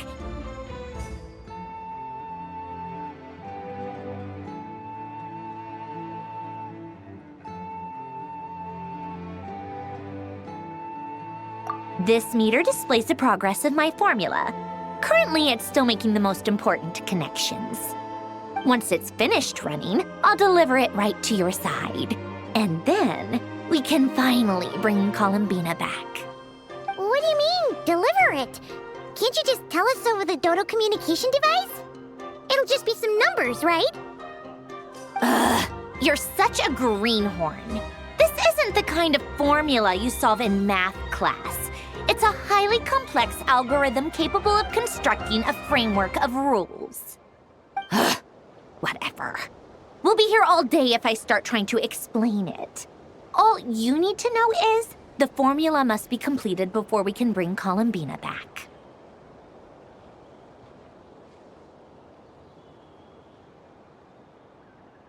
I'll share the data with you.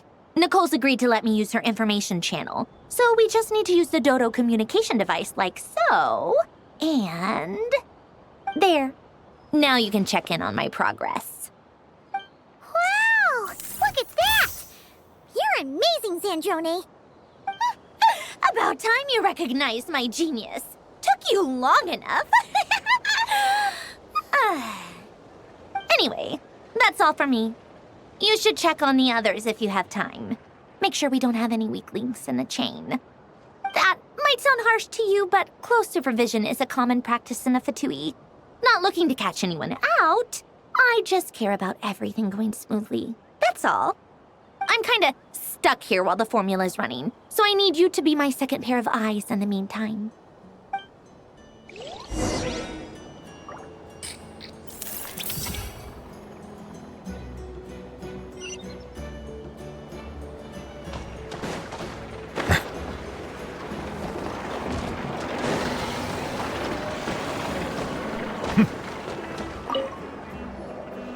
Traveler, Paimon, a pleasure to see you both.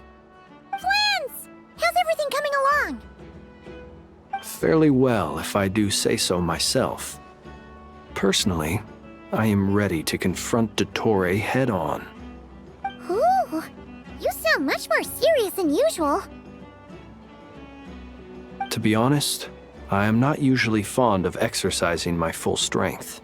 For one thing, it's hardly conducive to maintaining a low profile. Besides, I believe one should have the right to choose when to show their hand. I am conserving my strength until the moment of battle is upon us. Anything to boost our chances of victory. Seeing you get into the zone like this really puts Paimon at ease. Huh, Traveler?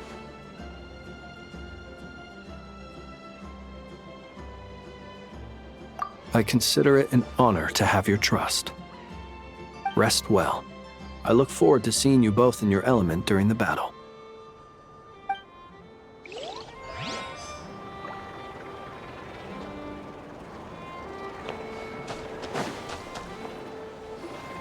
Yes, Miss Moonchanter? What are you staring at? You always address me in the strangest ways. Lady Moonchanter 1 minute, Miss Moonchanter the next. Yes, and? Are either of those incorrect? Not as such. It's just that I simply call you Nefer nowadays. Uh-huh. That's my name. What's your point? The point is I don't add any honorifics or titles. Meaning what? That maybe we're on friendlier terms now than we used to be. Is that how you see it? And I thought I was the one with eye damage. Never! Wilma! Paimon, Traveler. Just swinging by to check in on you. How are things going? Did you manage to get some rest? Don't worry about me. I won't slow us down. And I give my all to ensure our victory. Ah, yes. Allow me to give you two a quick checkup. All done. You're both in good shape.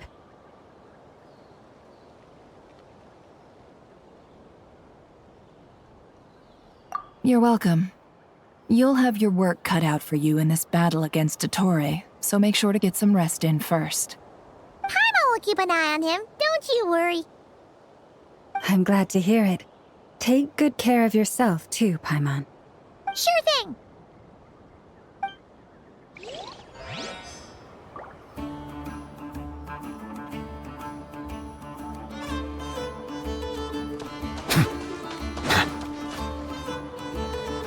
Thankfully, Miss Nicole has come to our aid. Nasha Town is now looking very well defended. Golden Flame. Yes, that's Nicole's power, all right. Based on the latest message from Grandmaster Varka, it sounds like they've reached an agreement. The situation should be more stable with her assistance. Everyone will have at least some degree of protection. Albedo! Durin! Hello there, you two. Are you well rested?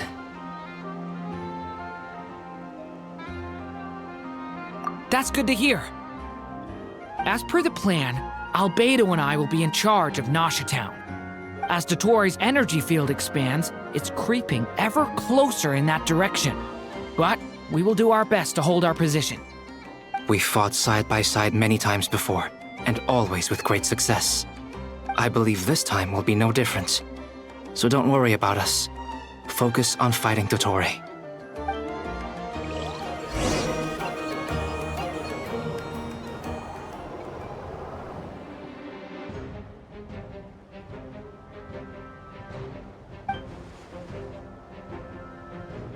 Here they come. That's quite a horde. As we expected. Get ready, everyone! Take your positions, and prepare to engage. Let's begin. I'm at the ready.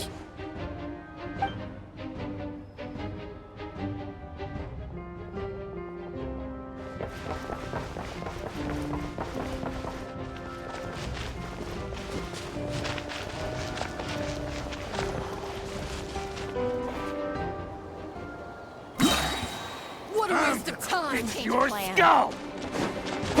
Go! Bombs away! Observe. Beware the creatures of the night. Be silent. You're pretty strong.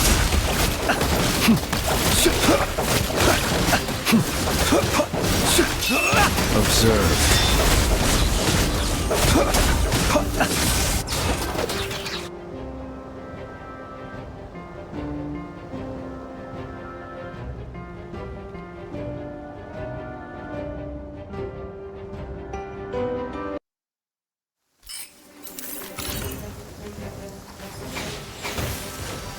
Time for the big one! Leave this place. Follow the Frostman of old. Can't hide the truth. These creatures cannot stand against us. Oh, fighting talk. Just don't let your guard down. That goes without saying. I'm hardly the risk taker in this fight. Excuse me? No more lies. The deception ends here.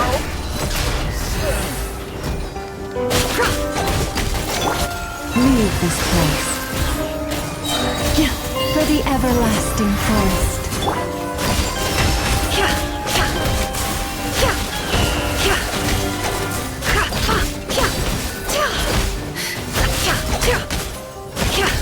It all adds up. Seek within. Forest, protect us. With one heart, we pray. It all falls into place.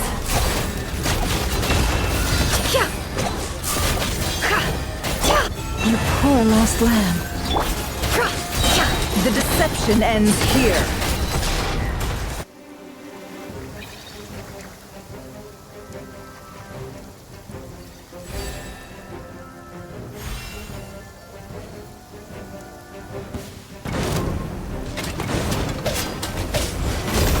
Feel this ancient power. Come into being. Thunder! The abyss is burning shadow! That was easier than I thought. Naturally. What do you mean? Is it because...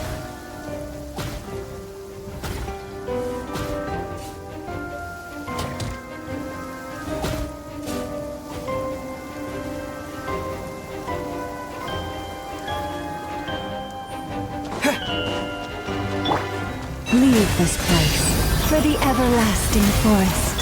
Can't hide the truth. The mystery unravels. There's nowhere to The hide. night cometh. My people have always used fire to drive away wild beasts. Wouldn't a lantern work just as well? You read my mind, my dear friend. I was just about to say that. All right then, dear friend. Bring the light!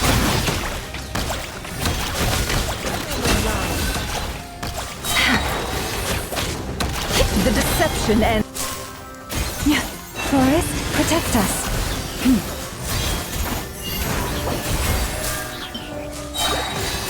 For the everlasting forest. Go! This is not the end. Closing.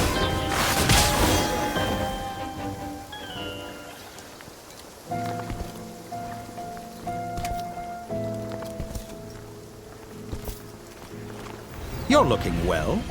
I trust you've had a good couple of days. Dottore. It's actually a good thing, in my view. If the subjects of my experiment were to die prematurely, it would throw quite a wrench in the works.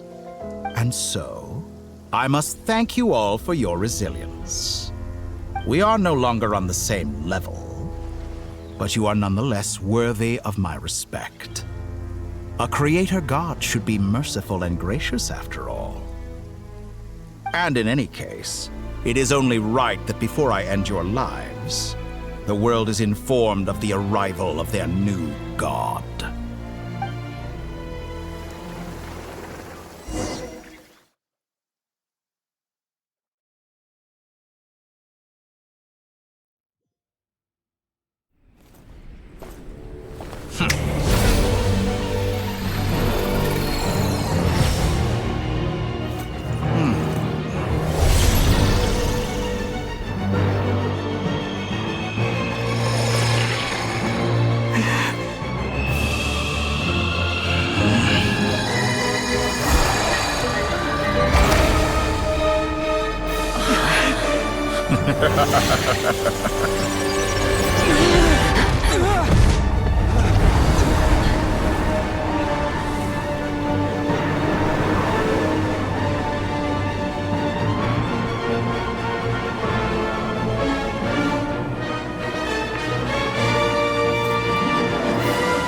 The experiment begins.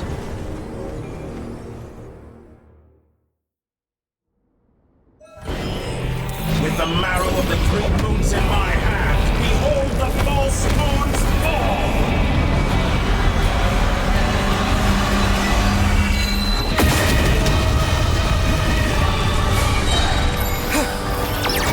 Go! Wipe out! It all adds up. Leave this place with one heart. The long sleep beckons. Can't hide the truth. Seek within.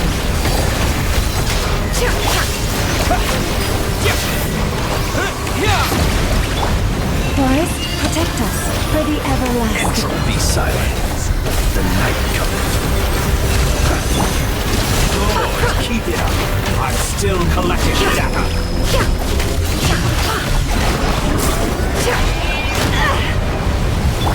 Pathetic.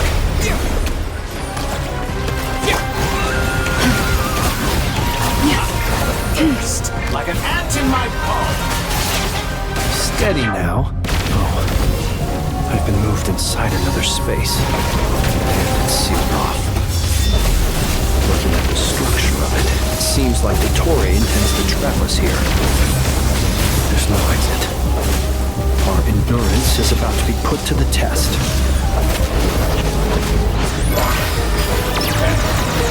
Water jet! No more lies.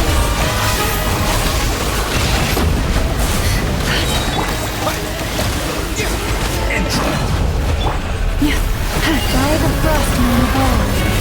It all adds up. The deception ends here. No more lies. Go! Wipe out! Go! Relax. You paralyzed well.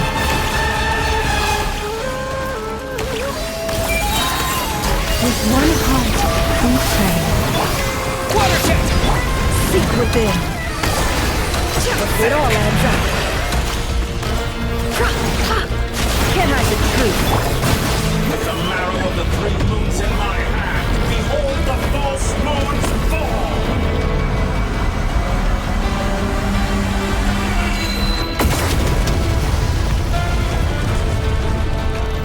Tell me, where will you try scurrying off to next?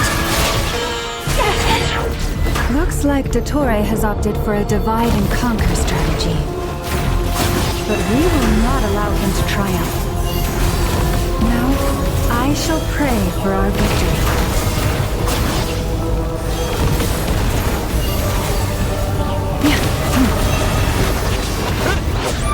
Entry bends to me!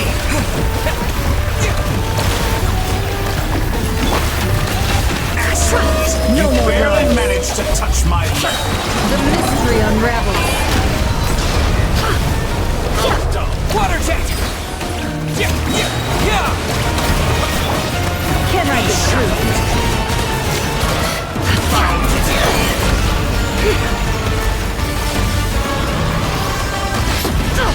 Absurd.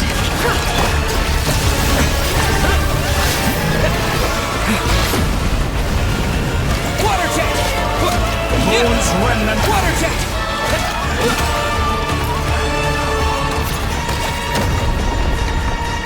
Pathetic!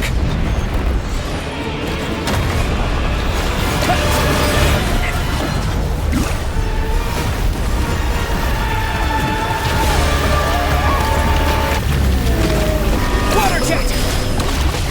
Wipe out! Water jet! It all adds up. Can't hide the truth. Cannot face me!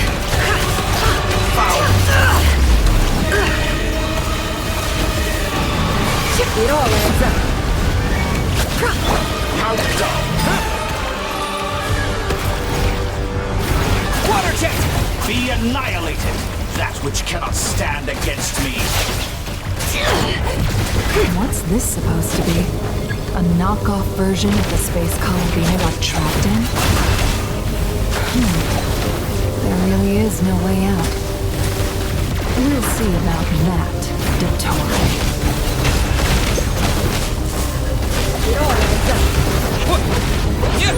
And my fault, I had not intended to take your teammates from you. But you have a choice. Obey, and I can release them. An excellent deal, if you ask me.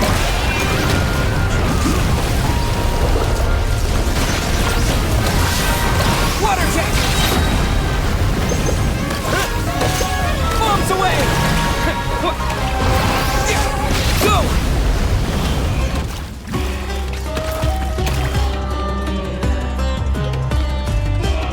I'm aware you've been working on some little tricks to surprise me with, but it appears that none of them have come to fruition.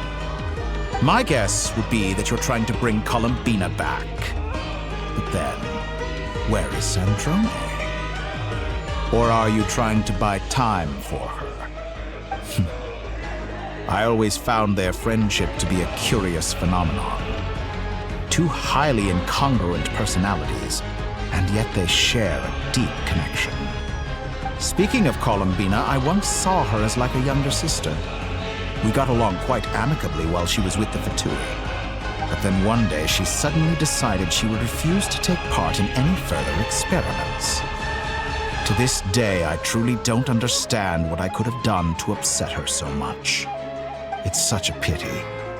I could have had a sister, a family. But alas, she grew to dislike me. You're not fit to be family to her. That I can't deny. So many people, all obsessed with playing out the same tired old dramas. This world is rotten to the core. And then there's you. You had every opportunity to reach the right conclusion. The thought of killing you off like this? But I maintain that I approached you in good faith, so I will offer you another chance. Will you work with me? You have until I count to 10 to make your choice. 1, 2, 3. Not in a million years.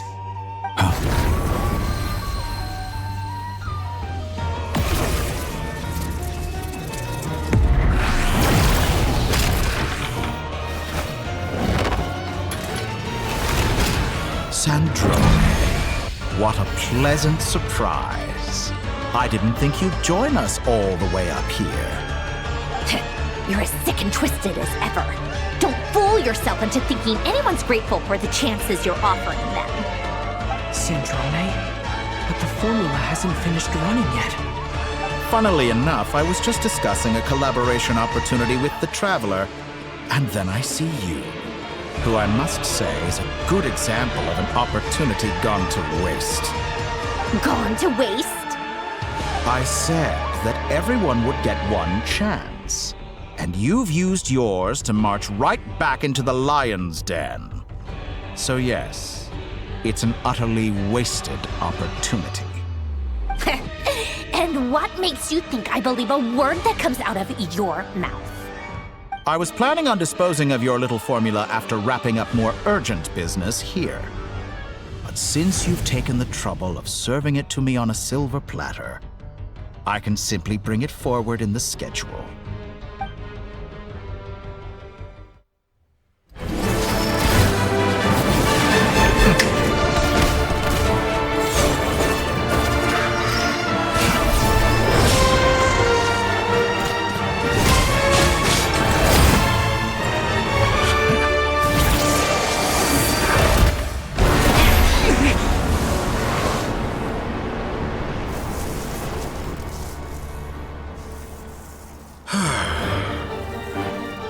Is this your life's work? This piece of trash?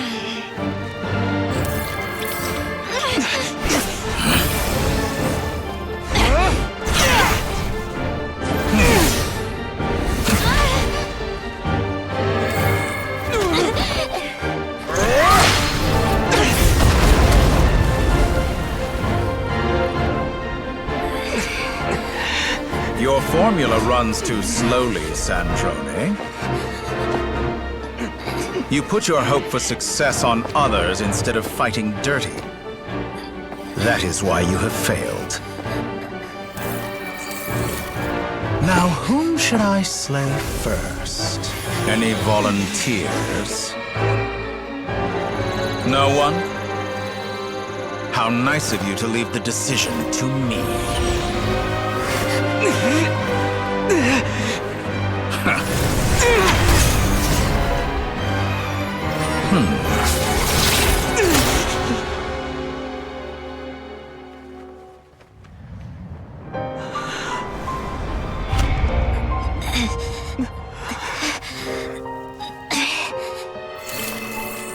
Oh, how unexpected. Sandrone, any last words for me, comrade?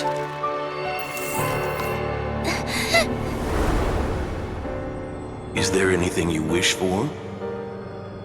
Not really. But I've always known what I don't want.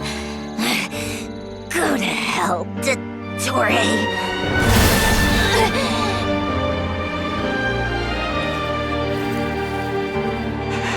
No!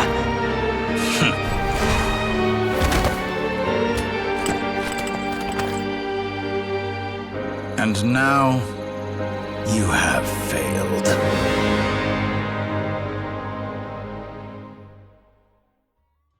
Sandrone! Now you see how fragile mechanical contraptions are.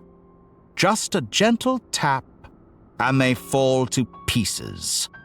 However keen of an inventor Sandrone may have been, her death spells the end of the formula that was running inside her body. Of course, I have to commend her for making it this far. As her colleague, I have to admire her stubborn tenacity. Now, it is time for you to take your place by my side. My count was interrupted, but the second chance I extended to you still stands. Once again, you are welcome to join me. By now, I'm sure you have gained a greater appreciation for the power and authority I wield. What is stopping you from embracing a new world of endless possibilities? Not in the mood to talk? As you wish. You seem less talkative than usual today. I'll change the topic to something more apropos. Sandrone was always like this, never trusting anyone, always so reluctant to share her research with them. Objectively speaking, she had her strengths. It is remarkable how she extracted and even optimized the world formula from so much data. But her inability to trust was her undoing. Had she allowed someone else to monitor or run the formula for her, you might still have a chance at victory even now. But regrettably, she was a stubborn fool. As much as it pains me, she had to go. Dottore, maybe this is news to you, but people can change. Columbina surprised you when she escaped.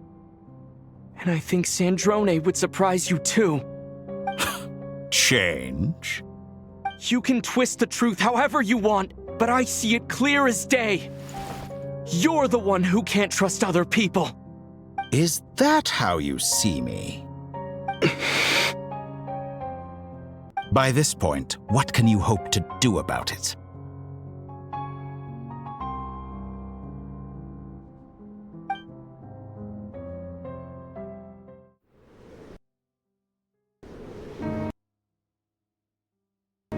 It is pointless to fight on. You've already lost.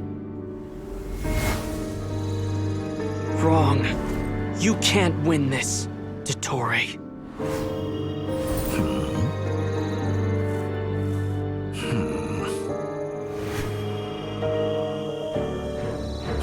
What?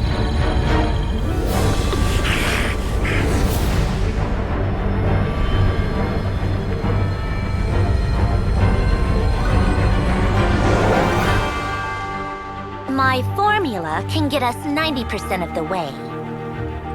It will connect you to Columbina. Then, I will bring the formula's output to the Traveler's side.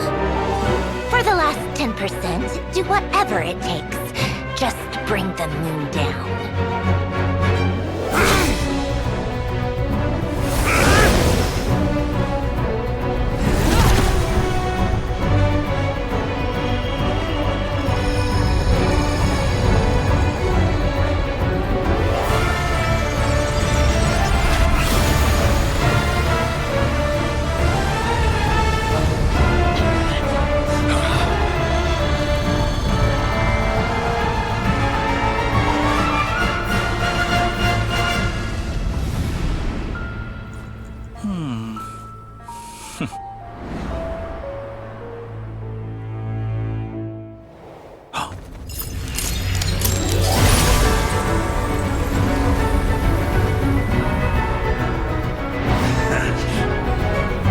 The moon will never be yours!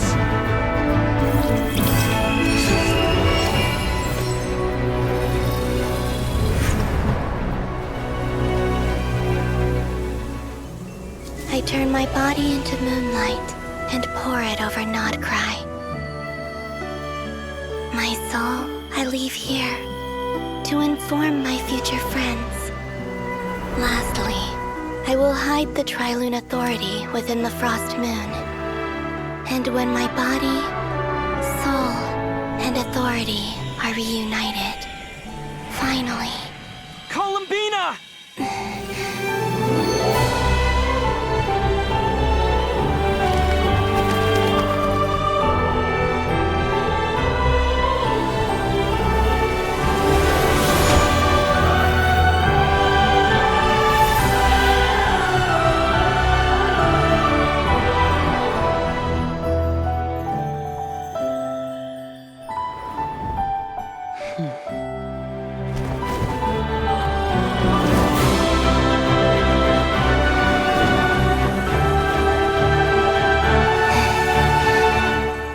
It's been too long. I'm back.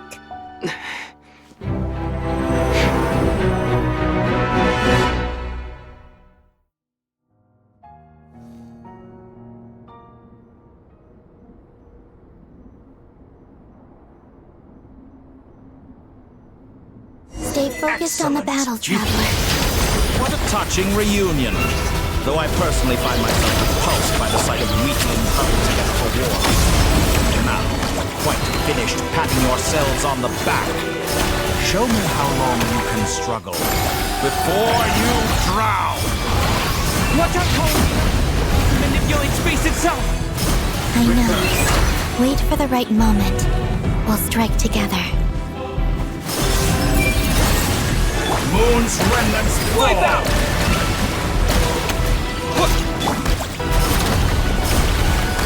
Pathetic.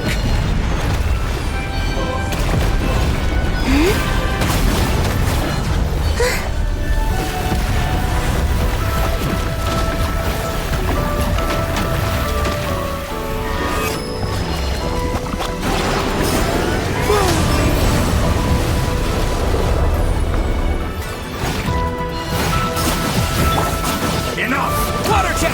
First, like an ant in my palm.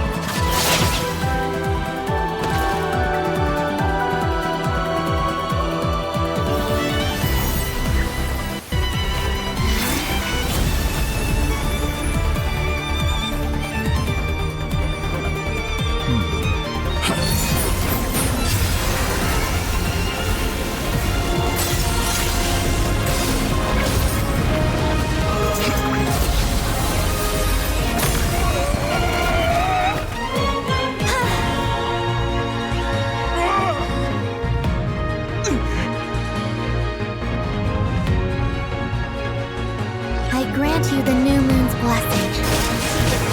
The new moon shines upon you. I am growing weary of your stubborn resistance. It's over, Dottore!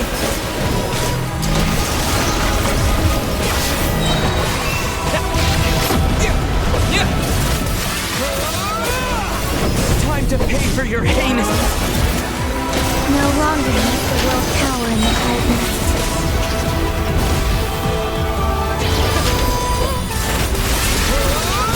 Our future is not. Let the moonlight dispel the darkness. Decaying world! Everlasting as the moon. I could shape the new world! Only die!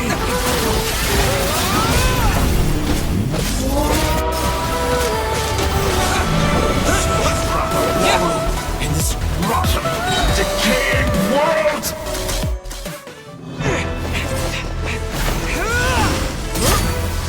Willfully blind. How can you be so satisfied with your fate?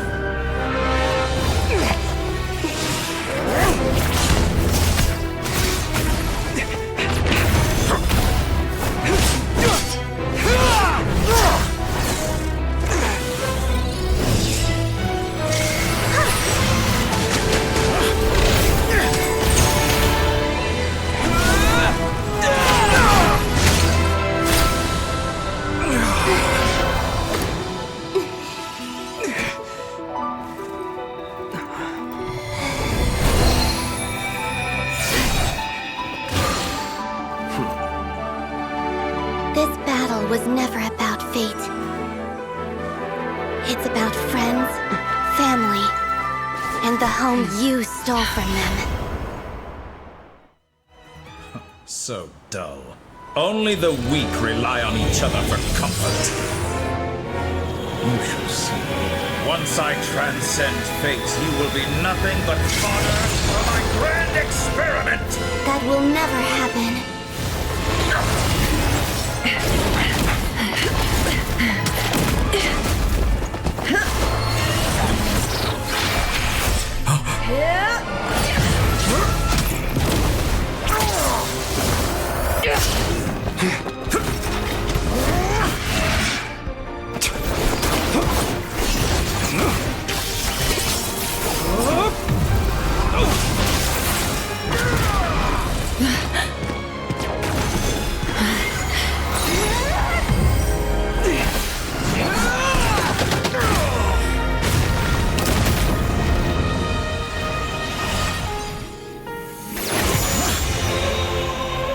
Today, the moon lights up this world once more.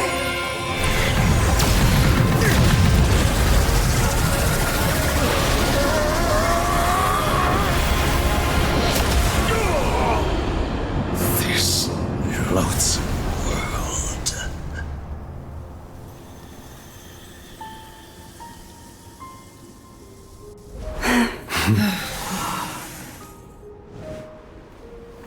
No, this world is our home.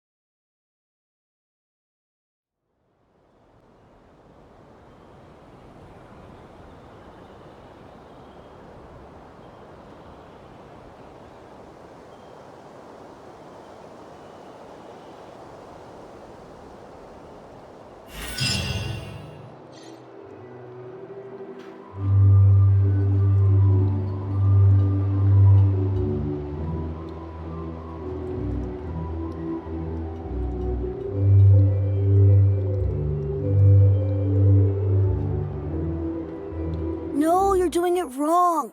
The moon looks like this now. What are you trying, children? The new moon, Mom! It looks different than before, doesn't it? Also... Can I go buy a sugar sculpture today? Please? Just one? All right. I suppose today is a special day after all. Almost like a festival. Extra, extra! Get the latest Nasha Express here! Post-disaster report! Nasha Town reborn beneath a new moon! The voyage begins today! The future looks bright thanks to the League. Want a copy? I knew things would be different, but I didn't think that would include the moon. They say a new moon goddess has been born. A new moon goddess? Who's saying that? The Frost Moon Scions? I guess so. I'm not too clued up on the details. As far as I'm concerned, the moon's still in the sky and it's business as usual. Hey, since we've come all this way, shall we grab ourselves a free meal while we're here? Are you a convert now? Or are you just here for the free lunch? Oh, come on, what does it matter? After everything we've all just been through? That smells good. All right, that's it. I'm hungry. Time to eat. Come on! We gotta get there early, or there won't be any good spots left! Shh, keep it down. This is a residential area. What if people are still sleeping?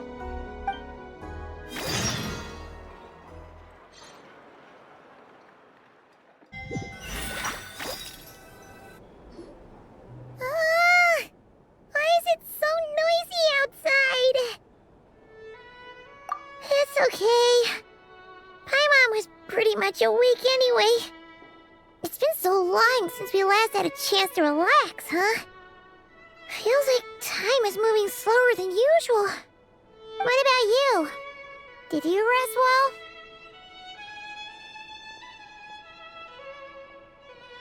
Still winding down from everything that's happened? Or are you wondering how our friends are doing? Or is it about what Dotori said to you? Okay, if you say so. But don't push yourself, alright? Let Paimon know if you need to talk. What we just went through was a lot. It's totally normal if you need some time to get back in your groove. Luanatar disappeared after Columbina came back. Apparently, she was part of Columbina's soul or something. Still, Paimon kind of misses Luanatar somehow. But anyway, you did great. So did Paimon. We all worked our butts off to contain this disaster, and in the end, we made it. So, chin up, Traveler. You should be proud of yourself. Hey, don't poke fun. You should be glad that Paimon's growing as a person.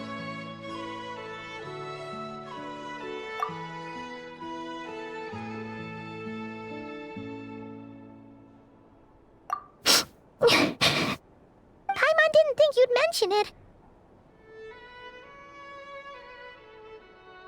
You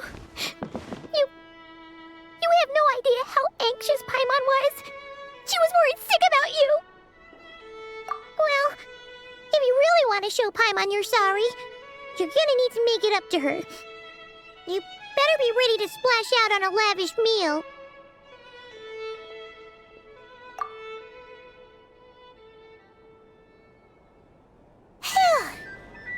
Okay. Paimon's full now. Huh? Oh, well...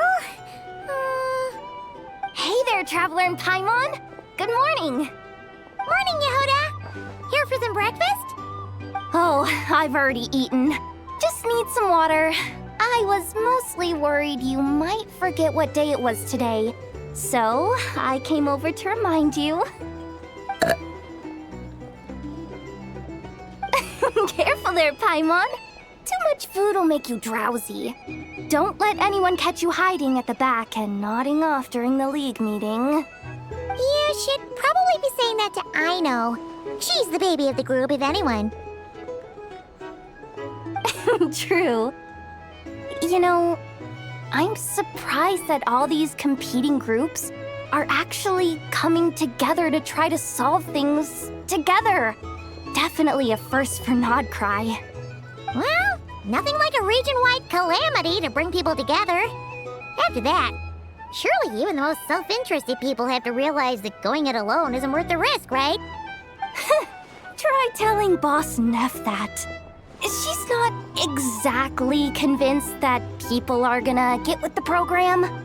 Really? But if she's so pessimistic about it, why'd she agree to be the Curatorium's representative in the league? Probably 'cause even though unity sounds like a pretty far-fetched idea, the benefits it would bring make it worth a shot. I think things will work out, though. I swear, Notcry feels like one big family now with everything that's happened. More than it used to, anyway. Paimon's with you on that one. And it seems like plenty of other people agree, too. Just listen to the bustling streets. All right. Everyone's been rebuilding these last 2 weeks, and the evacuees have been coming back in droves. Life's slowly returning back to normal. Which means my workload's probably gonna shoot back up. Were you about to head out? There's still some time before the ceremony begins, you know. Yeah, we were gonna take a stroll around the square and say hi to some friends first. Sounds good. See you later then.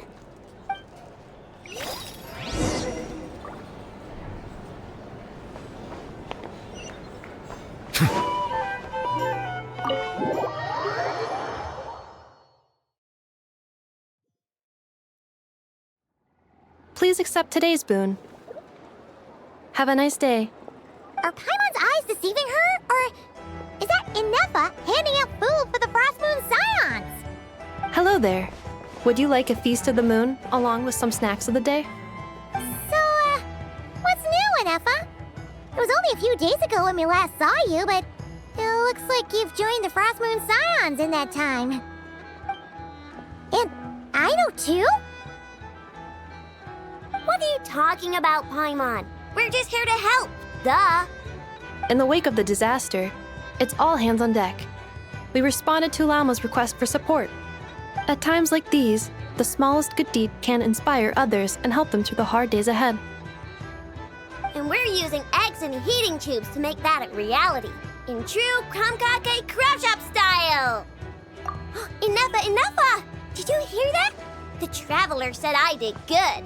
The Traveler! That's because it's true, I know. Proposal. If you can resist eating today's dessert, I will provide you with compliments, too. No way! Well, that proposal got shot down quickly. I need something to get me through the hard times too, you know. Mom! Yes, dear. Go right ahead. Excuse me. Could I take a photo with the robot lady? She helped us get safely out of Notcry, and she helped us get back home too. She's the best. Of course she is! And since I'm the whiz kid who built her, that makes me even better than best, right? But you stole my snacks though. Oops. Shall we move to the open space near the center? The view there is better. Thank you! Aren't you the better pick for this job, Flint's? You underestimate yourself yet again, Master Ilua. Not at all. I rarely come by Nasha Town. I don't know any of the big shots here. All in good time. Socializing is a step-by-step journey. But you're much further ahead on that road, aren't you? You're not seeing the full picture. You know the truth now. My friends do not understand my habits. There is no question about it. The Lightkeepers need a representative in the League. Someone who is upright, cares about other people, and can realize their self-worth through group action. You say it like you wouldn't make the cut. I am most flattered that you think I would. Sigh a little less, Master Ilua, and have more faith in yourself. All the Lightkeepers agree that you're a very promising young man. That is precisely why Starshina and Nikita felt safe delegating such important work to you. I'm sure we all also agree that we would sooner die of dehydration than manage to wrangle anything out of you in a discussion. My apologies. I am not in the habit of bringing water with me when I go out. Whatever. I'll take the job. By the way, who else is part of this? Oh, it's quite the who's who of Nodcry.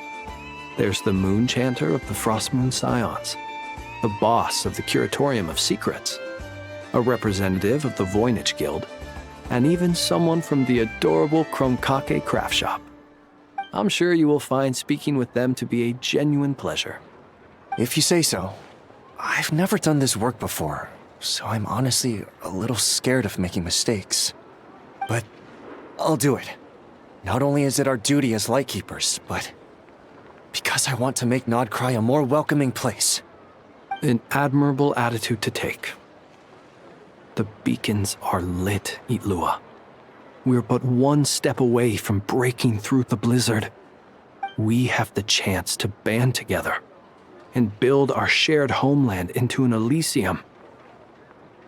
This is unprecedented for Nodcry. An opportunity not to be missed. Yeah. You're right. I'll do my best.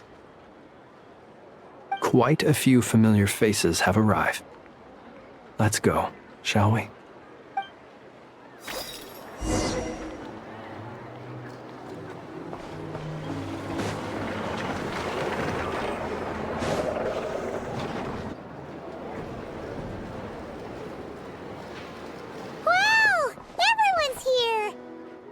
You seem well rested. I know no one's asked, but I'm sure you all want to know, so let me just say, we're doing great. Thanks. Well, great, but not perfect. I'm starting to lose my mind from boredom. Can't drink a drop of alcohol while I'm waiting for my wounds to heal. I'm sure you had a sneaky swig or two. Wait, how'd you find out? I'm sure you must be missing Mondstadt after all these years away, Grandmaster. Yeah, you could say that again. Every time I get news from Mondstadt, it makes me want to go back and see the place for myself. Honestly, once things are wrapped up here, I think it'll be time to head back home. Hey, looks like someone's taking the stage.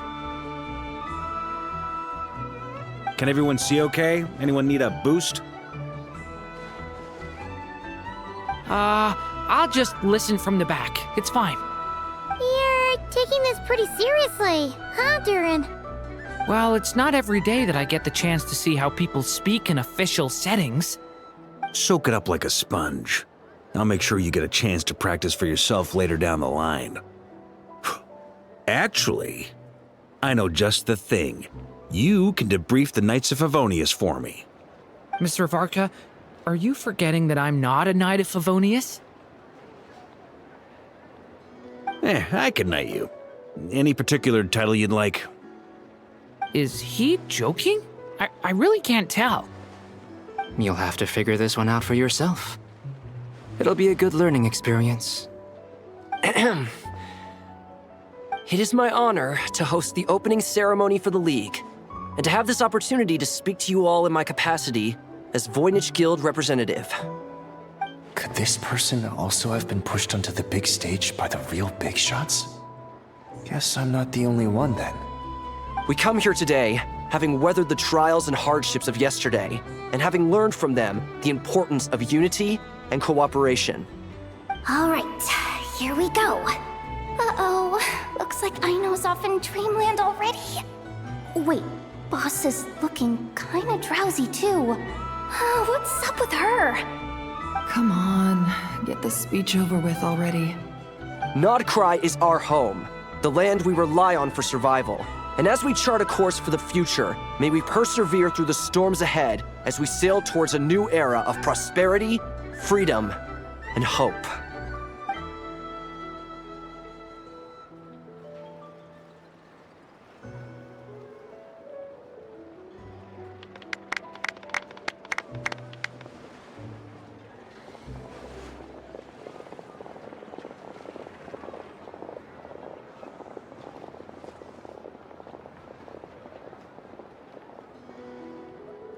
Looks like we'll have more opportunities to travel in the future.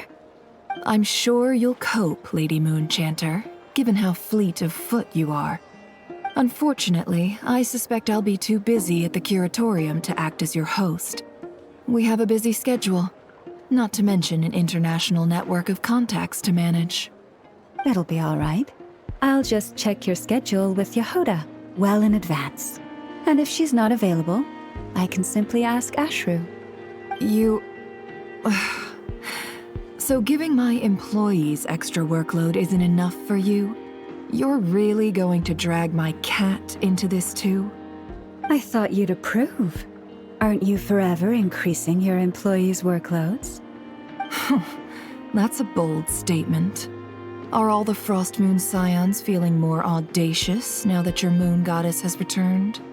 Columbina's return has brought joy to all who care about her. That includes both you and me. As for the Frost Moon Scions, we are learning how to thrive independently, without relying on the moon goddess. It is up to us to make our home a more livable place. Joining the League is one of the steps we are trying towards that end. I like the word try. It's nice and non-committal. You can opt out at any time and still say you tried.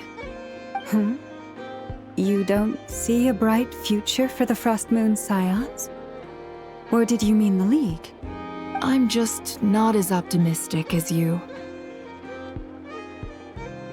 The Frost Moon Scions should count themselves lucky that they have a leader as stubborn and enterprising as you.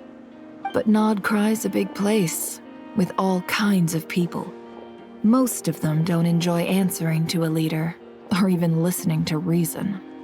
Well, that's where you and your methods come in. Unless the Curatorium of Secrets is only here for appearances. For now, yes. And that won't change until this venture becomes worth my while. What would make it worth your while? Getting out more than I put in. Right now, I'd barely break even, but I'll grant that it's a good start for Nodcry. Then maybe it's worth a try. All right, you can stop now. Or do I have to join the Frost Moon Scions before you'll get off my back? You'd be very welcome to join us. Hey, you two! Congrats on all your hard work! What are you chatting about? Nefer was trying to dissuade me from adding to her employees' workload. Also, she's considering joining the Frost Moon Scions. Sorry, what? Your conversations are always the most interesting. Would you two care to join me for some tea before heading to your next destination?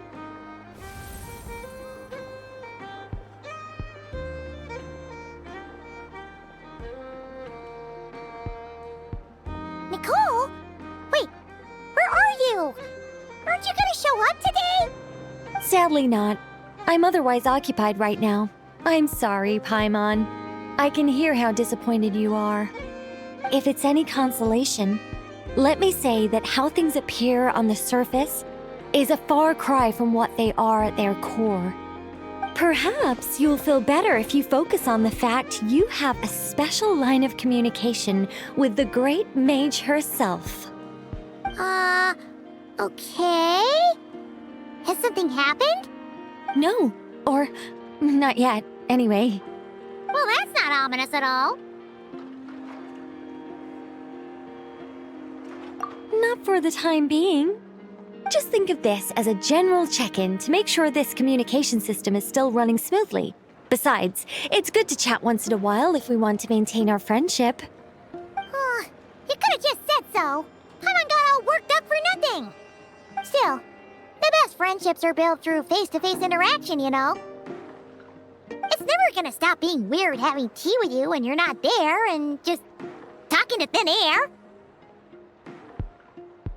All right, fair point. I'll bear that in mind for next time. Yeah. Any update on that crisis at the world's borders? Alice just informed me that they had their work cut out for them. And now everyone's thoroughly exhausted. But they did finally get things back under control. Still, we can't let our guard down yet. The disruption caused by this disaster has made Tevat easier to detect from the outside universe.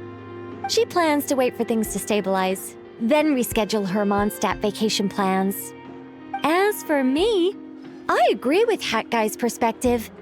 This is a time when many new variables are emerging, and the situation is changing constantly. Plus, most of this change is for the worse. We have to remain vigilant and ensure that the embers of chaos are not rekindled. I did notice that the energy in Nodcry changed somewhat after the War of Funerary Flame, but since it was still aligned with the Light Realm, I never gave it a second thought.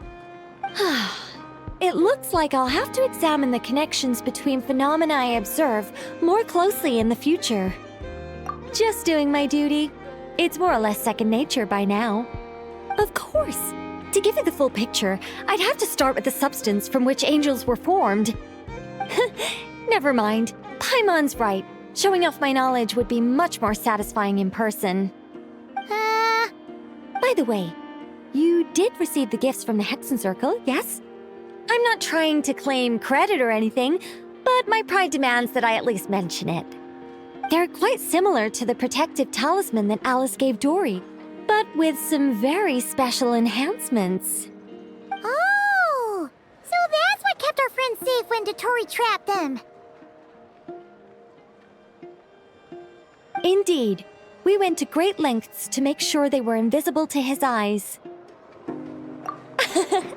I'm so happy they came in handy. Still, not fishing for gratitude, by the way. I just want you to be aware that sometimes your friends may be protecting you in ways you cannot perceive. Anyway, I'll contact you if anything else crops up. If not, you know what they say, no news is good news. Oh, my angelic instincts are tingling.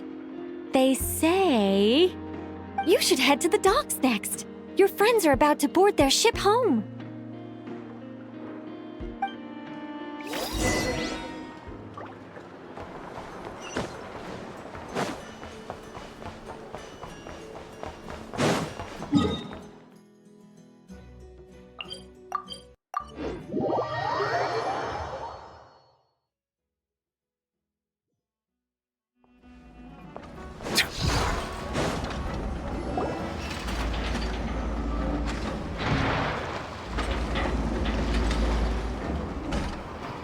You're here.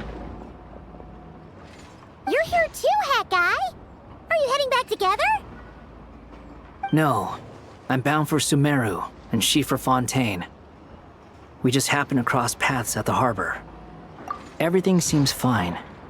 Sandrone may have an abominable temper, but she's always been very responsible with important calculations, and things entrusted to her by valued friends. You always speak as if you know us inside out, Mr. Hat Guy. Maybe I'm just a good judge of character. I certainly hope that's all there is to it. Regardless, you have been a significant help in this matter. For that, you have my gratitude. I didn't do anything special. Sandrone's the one who completed a seemingly impossible formula and turned the tide of the entire battle, even giving her life in the process. She's the one we should be thanking. Even we were unaware that Sandrone had hidden the real formula inside Polonia's body. She managed to fool Dottore into thinking the formula was running in her system by installing an identical-looking decoy within her. She probably realized that she didn't have the strength to stop Dottore. But this way, she could at least get him to lower his guard. She always worked like that. Always had a backup plan. Well, that's why I'm traveling to Fontaine. She made a request of me long ago, and the time has come to fulfill it. Think of it as her will. She said that should she ever fail in a mission, she'd like me to deliver her core and Polonia's to the Fontaine Research Institute. She also mentioned that she had made arrangements for people there to set her affairs in order. Some of her personal effects, such as her notes, were left to me. I've decided to take them back to the House of the Hearth, for safekeeping primarily, but also as mementos, I suppose. However, there is one book among them that I'd like to leave in your care. I'll have someone deliver it to your residence at the flagship at a later date. No, I was specifically warned not to tell her. This is her last wish, and I will abide by it. I can only hope so, but none of us here can know for certain. I bade farewell to Columbina earlier today. As promised, she turned the iridescent moon's marrow over to me. She spent a long time with Sandrone's body, saying her goodbyes. Oh, is she alright? Sandrone's passing has left a great wound in all of our hearts. It will take time to heal, but Columbina surprised me. She offered me some words of comfort before I departed. Despite being grief-stricken herself, she showed an awareness of the feelings of others around her. She never used to act like this. Clearly, she has grown. And I suspect that we have you to thank for much of the change we are seeing in her. Huh. After these recent events, the Tsaritsa has revoked the Pale Star Edict. Snezhnaya now realizes that the arrest warrant for Columbina was just a ploy by Dottore, who coveted her powers. I shall return to Nodcry to see her as soon as I find the time. I hope that from now on, she too will explore more of the world. Columbina Hyposelenia's journey is only beginning. My ship is here. Traveler, Paimon, we shall meet again. You too, Hat Guy. What are you still bumming around for? Isn't Columbina waiting for you? I thought today was the day you'd agreed with her to go find out the truth about your sibling. You're afraid you won't like the truth when you see it. Well, this is new. I was starting to think that nothing could scare you. Don't say that! Wouldn't you be if you were in this situation? Fair point. But I'd say I have more experience facing up to unpleasant truths than the Traveler. They say blood's thicker than water. I know how much you need your family back. More than you need any of your friends. And I'm sure that all your real friends understand that too.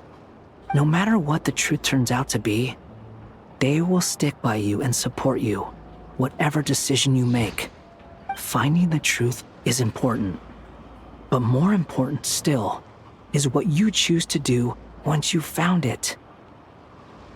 At least, that's the life lesson I've learned from my experience, grappling with the truth.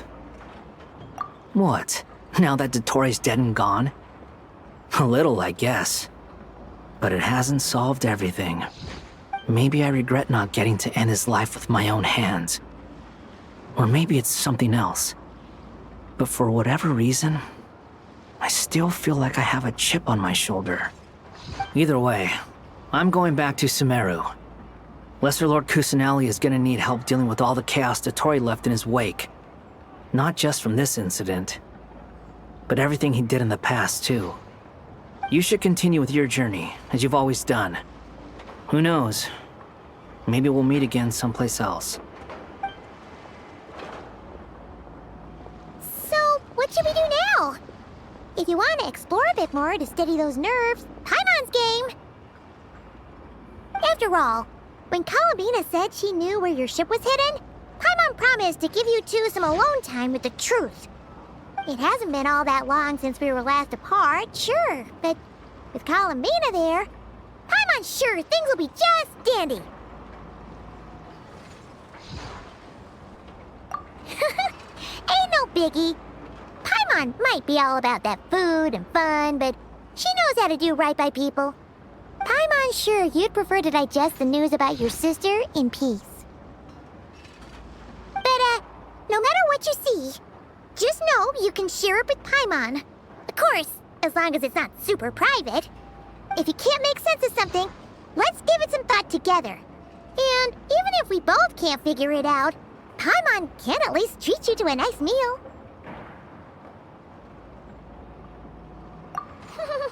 Glad to hear it! Feel better now?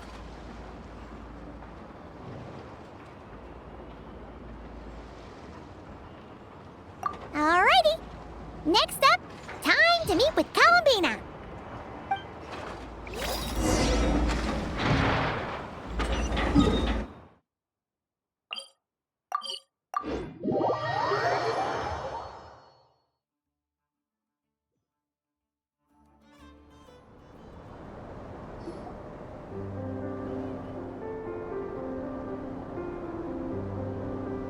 Columbina, we're here! Can't quite believe we're meeting out here. We've gotten used to walking over to Silver Moon Hall whenever we go see you. Well, you're still welcome to go there whenever you want to see me. It's just, now that it's all over, I've decided to make some changes. Try and fit in with the Frost Moon Scions, like Llama suggested.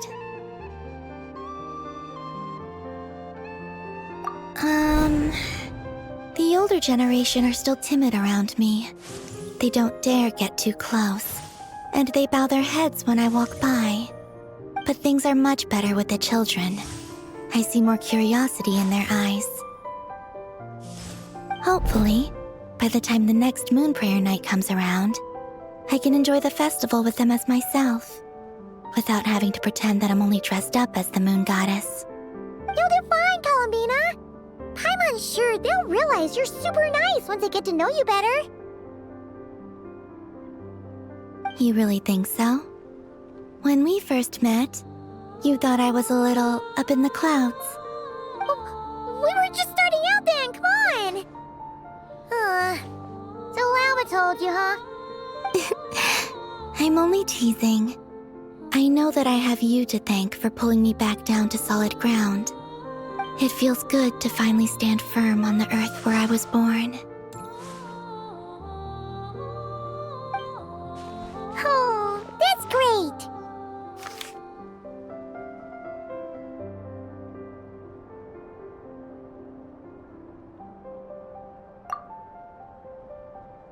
Thank you. I'll make sure not to lose it this time. Well then, are you ready? Lumine, what happened to our spaceship back then? Why did you leave? It's time to learn the truth at last. Ready as I'll ever be. Good. Then let me open the way for you.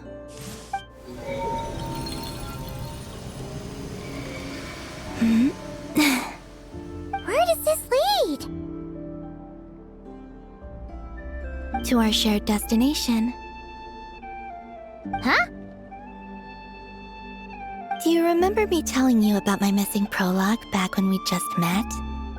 I said that my story began on the moon. But while I was inside the moon's reflection, I realized that my prologue was really hidden in the future. I just had yet to discover it at that point. The story of the time before I was born was in fact the story of my distant future. It's truly fascinating. But when I obtained the Trilunar Authority and returned to our present reality, I sensed something I hadn't expected. Your prologue. So you mean... Yes, your spaceship. All this time, it has been hidden on the Frost Moon, which lay beyond the sky. The great ruler of the firmament. The heavenly principles. Wait, them? Why would they do that? I don't know. Perhaps your ship contains something that is incompatible with Tevat. Or something that cannot be known. Oh, did I pick a bad time to say this? I know it must have been hard to work up the courage to do this. Maybe I should have waited until you were on the moon, with no chance to back out. That would have been kind of mean, you know.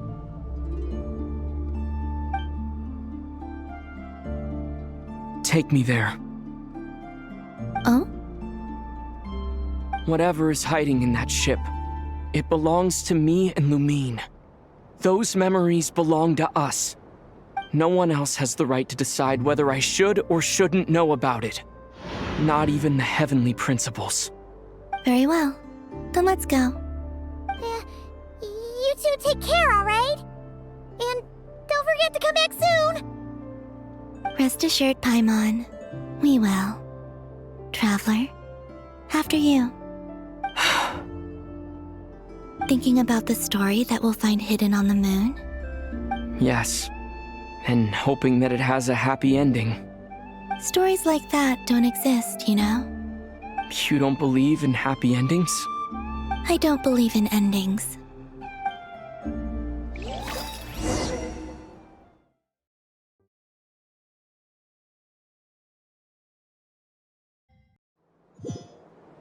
Where am I? This is the pathway I built between Teyvat and the Frost Moon. The moon is very far away from us, so it could be a long journey.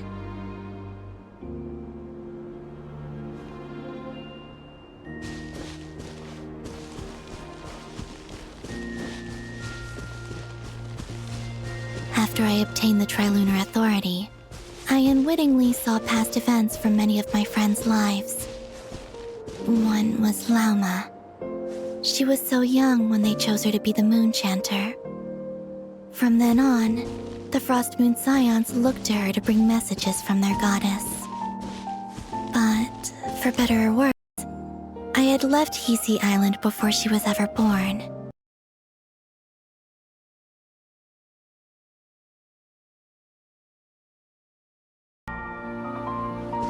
I think it's for the best.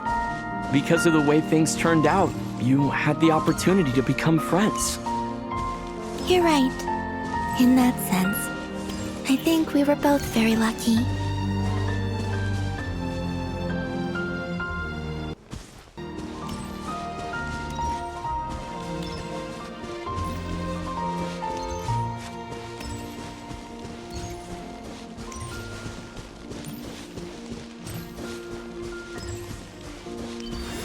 Oh, and about that mage, Nicole.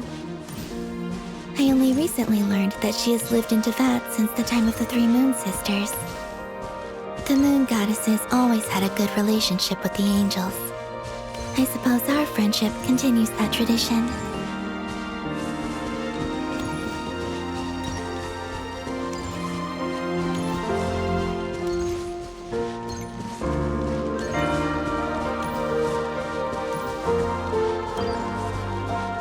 And then, there's Sandrone.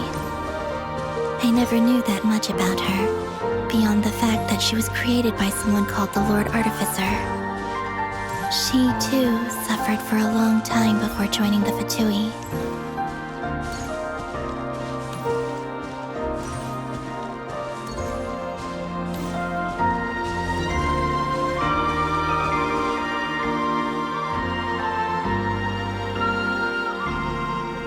How I wish I could talk to her again, even if only to hear her say nasty things to me.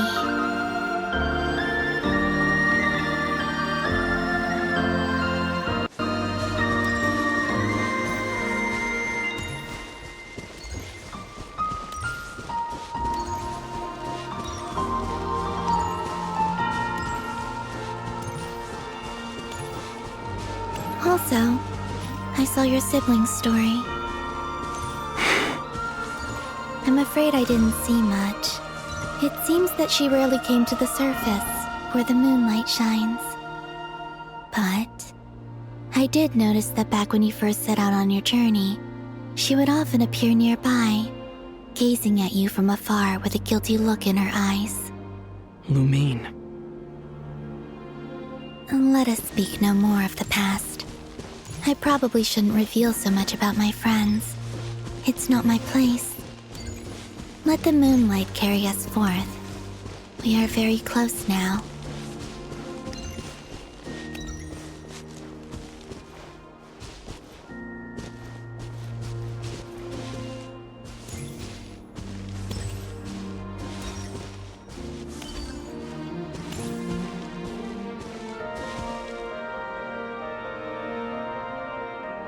After this, I'd like to bring some Kuhenki to the moon as well. If they're willing, of course.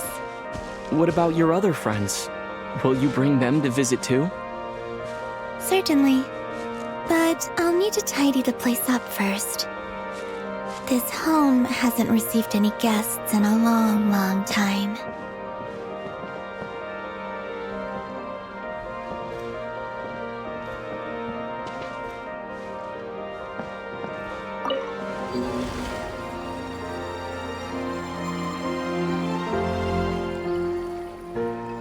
I remember writing something similar with you on Moon Prayer Night. I believe it was called... Dodoko's whirligig. Yes, that was it. You asked me if I was afraid to return to the moon, and I said that I was. The idea that I had gained something precious, only to lose it so quickly. That frightened me. But I'm not afraid anymore. Besides, this time, we're traveling together.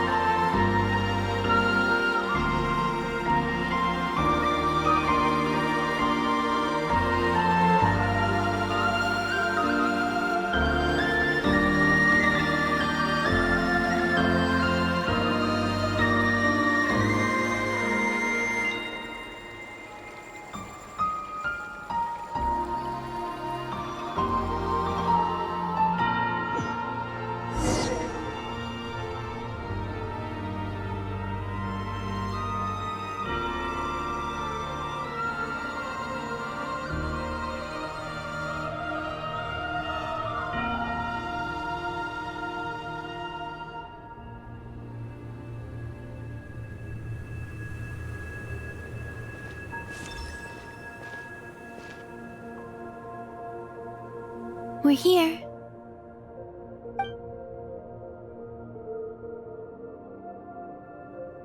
Over there.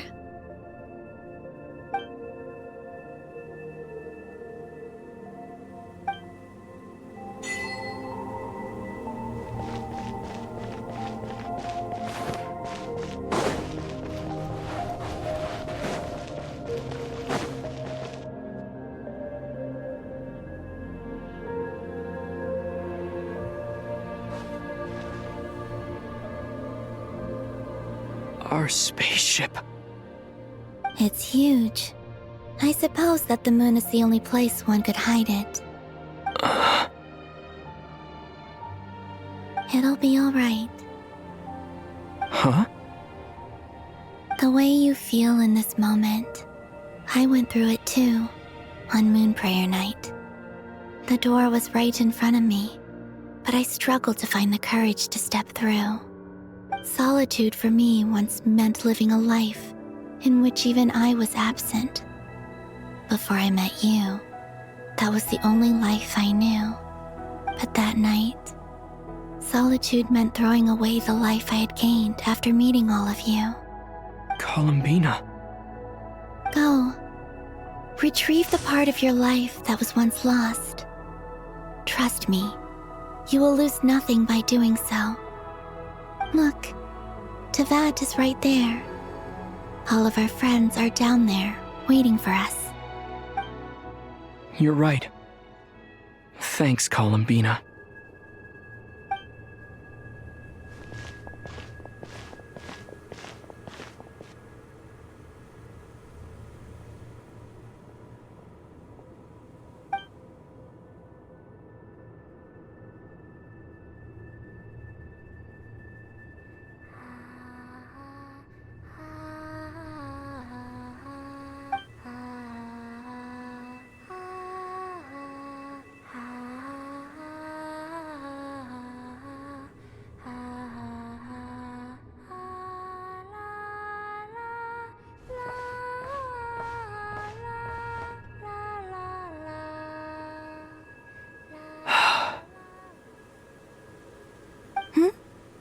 Finished?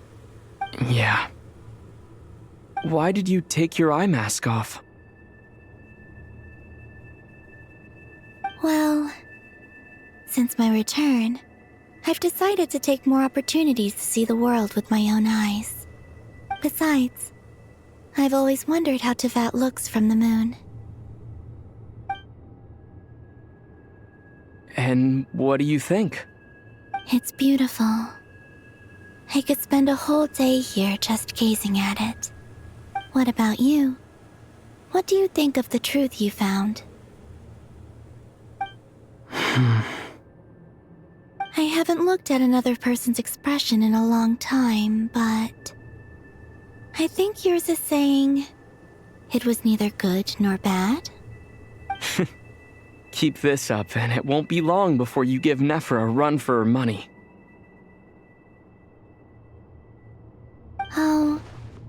I don't think that's going to happen. I'm much more used to sensing what's going on around me with Kuvaki. I think I'll save my eyes for seeing special moments I really want to remember. I read the spaceship's flight logs. I always assumed that this was my first time in Teyvat. I thought that Lumine and I must have been hibernating in space for centuries on end. But the logs show that our spaceship flew over the skies of Teyvat once before. A long, long time ago. Flew over? So you didn't land? No, the ship barely came to a stop before flying on again. After that, it continued traveling through space for a long time. Some of the data is corrupted, but I suspect that it kept flying for thousands of years. It was only after that that the ship made a forced landing in Nodcry.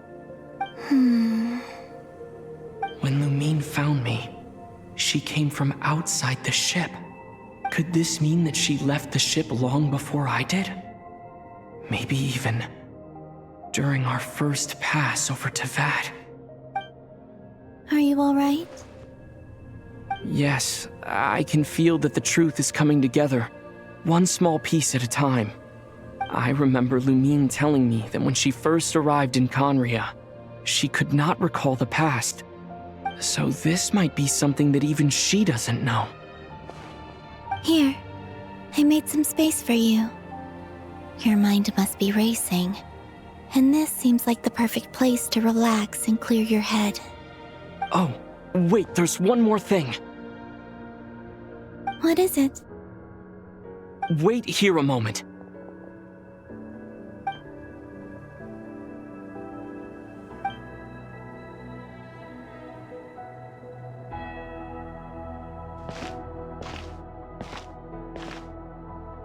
Hey, Columbina.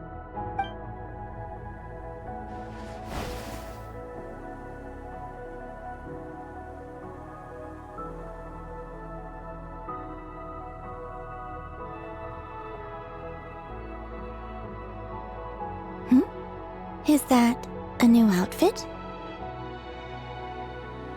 An old one, technically. It's been in a cabinet inside the ship this whole time. It's a matching pair with Lumine's. She always liked this set more. Huh. I don't think there's a huge difference. Really? Yes, it's still the same you. You're the same person, no matter what clothes you wear. Only Columbina would make an observation like that. Traveler, do you consider Teyvat your home? Home is wherever Lumine is. But then after all the time I've spent here, and everything I've been through, yes, I'd say it's my home. Would you change your answer if Teyvat changed appearance? I mean, if the truth about Teyvat turned out to be different than what you thought. I don't know, but I don't think so. The truth is not what matters most to me about Teyvat. When I was first born, I longed for a home. And when you get something before you're mature enough to understand the world, you just take it at face value. I thought that a home was a transaction. You give me what I want, and I'll do the same for you. But you and your friends taught me what a true home should look like. You never asked for anything, yet you gave so generously to me. That's because your friendship matters to us. It was worth it. In the past, I thought that my birth in Nodcry must have been a mistake. But after journeying to the distant past where the story began, I realized that it was I who chose Nodcry to be my future home. Now, I am glad that I made that choice. I'm sure your friends are just as glad. In fact, I intend to make the same choice today as I did back then. What do you mean? Well, I've given the Eternal Moon's marrow to Lauma, and the Iridescent Moon's marrow to Arlecchino. And now, I shall return my Kuvagi to Nodcry again, that it may continue to protect my chosen home. Wait, but what about your body? Oh, are you worried that I'll disappear again? I won't. Not this time. The Frost Moon has now entered the false sky, and I am the Trilune Goddess. I am only returning to Nodcry the part of me that it needs. I am giving what I can, because my home is worth it. Oh, and I have something for you, too. For me? Yes. Come closer.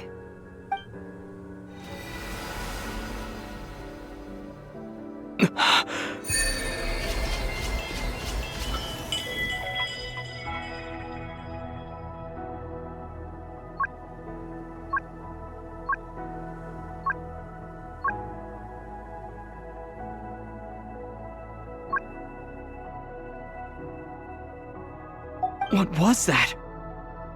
I lifted some of the restrictions this world placed on you. I trust this will help in your future adventures. My power. It feels like it's grown. I can use the elements more freely now. Thank you. This will be a great help. You're welcome. I see you as family, and after everything you've done for me, In fact, no. It's not because I owe you. It's because you're worth it. Here, this flower is for you.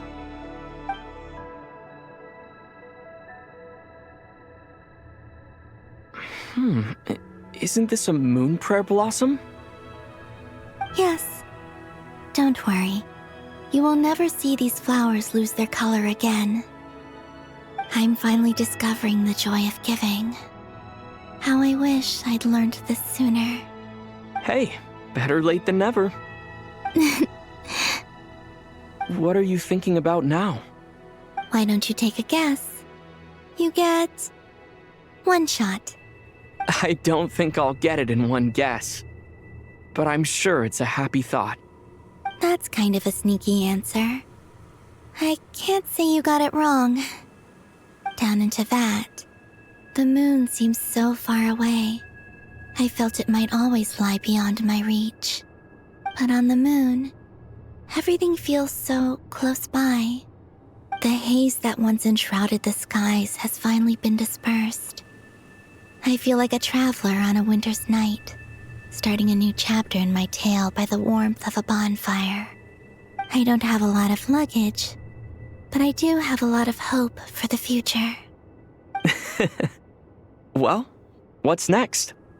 Next? To start with, I want to stay here just a little longer. After that, let's return home and continue our journey.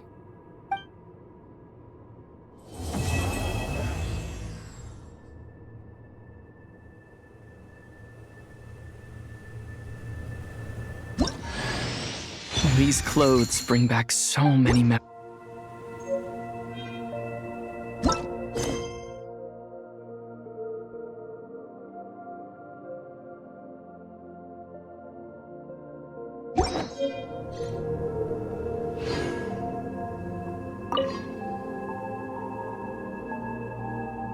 The journey goes on, for you and for me. Like I said, this is not the end. I don't believe there has to be an ending. Okay. As you continue on your journey, don't forget to gaze up at the moon once in a while. It is, after all, no longer an illusion. It shall cast down its true moonlight, connecting us in truth.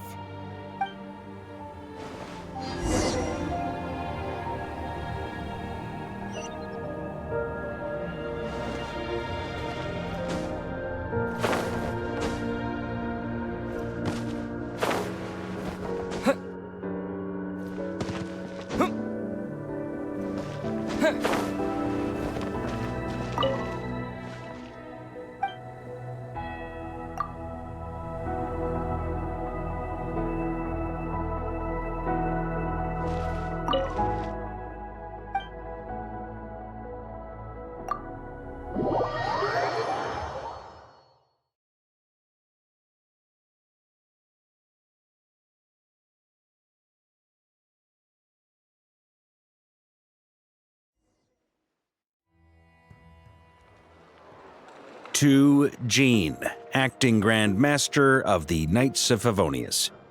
This preamble is such a pain to write. It's probably high time we got rid of this acting business. I trust that Dern has updated you all on recent events. Hope we didn't worry you too much. The good news is, we managed to come together and put a stop to the Doctor's evil schemes. With that, I think it's safe to say that Notcry is finally out of the woods. As for the Fatui, not counting the Damselette, aka the Moon Goddess, who has left their organization, we found ourselves allied in this instance with both the Knave and Marionette. May she rest in peace. As ever, we find ourselves better off for making friends rather than enemies. But until we can ascertain the Tsaritsa's true intentions, the future remains uncertain. In a short while... Wait. How am I meant to surprise everyone if I tell them in the letter that I'm heading home? Well, that would be a huge waste. Okay, got it. I will begin sending the expeditionary team back home in waves. I'm sure they'll be able to answer any questions you still have. I hope they won't gloss over the details of my many heroic deeds. But if they do, I'm sure it'll be because they're just too exhausted from the long journey. I think of Mondstadt daily. Please give everyone my best regards. P.S. The honorary knight went above and beyond this time. Are there any other honors we can give him? I'll leave it with you. P.P.S. Please be extra nice to Klee for the foreseeable future. I cashed in on the last favor that the Hexen Circle owed us, so we need to earn some more goodwill. If there's any serious problems, feel free to stick me in solitary confinement when I get back. I'll do the time for her. Whew. And that, as they say, is all she wrote. End of an era. And with the moon shining down brighter than ever, I think everyone is going to sleep well tonight.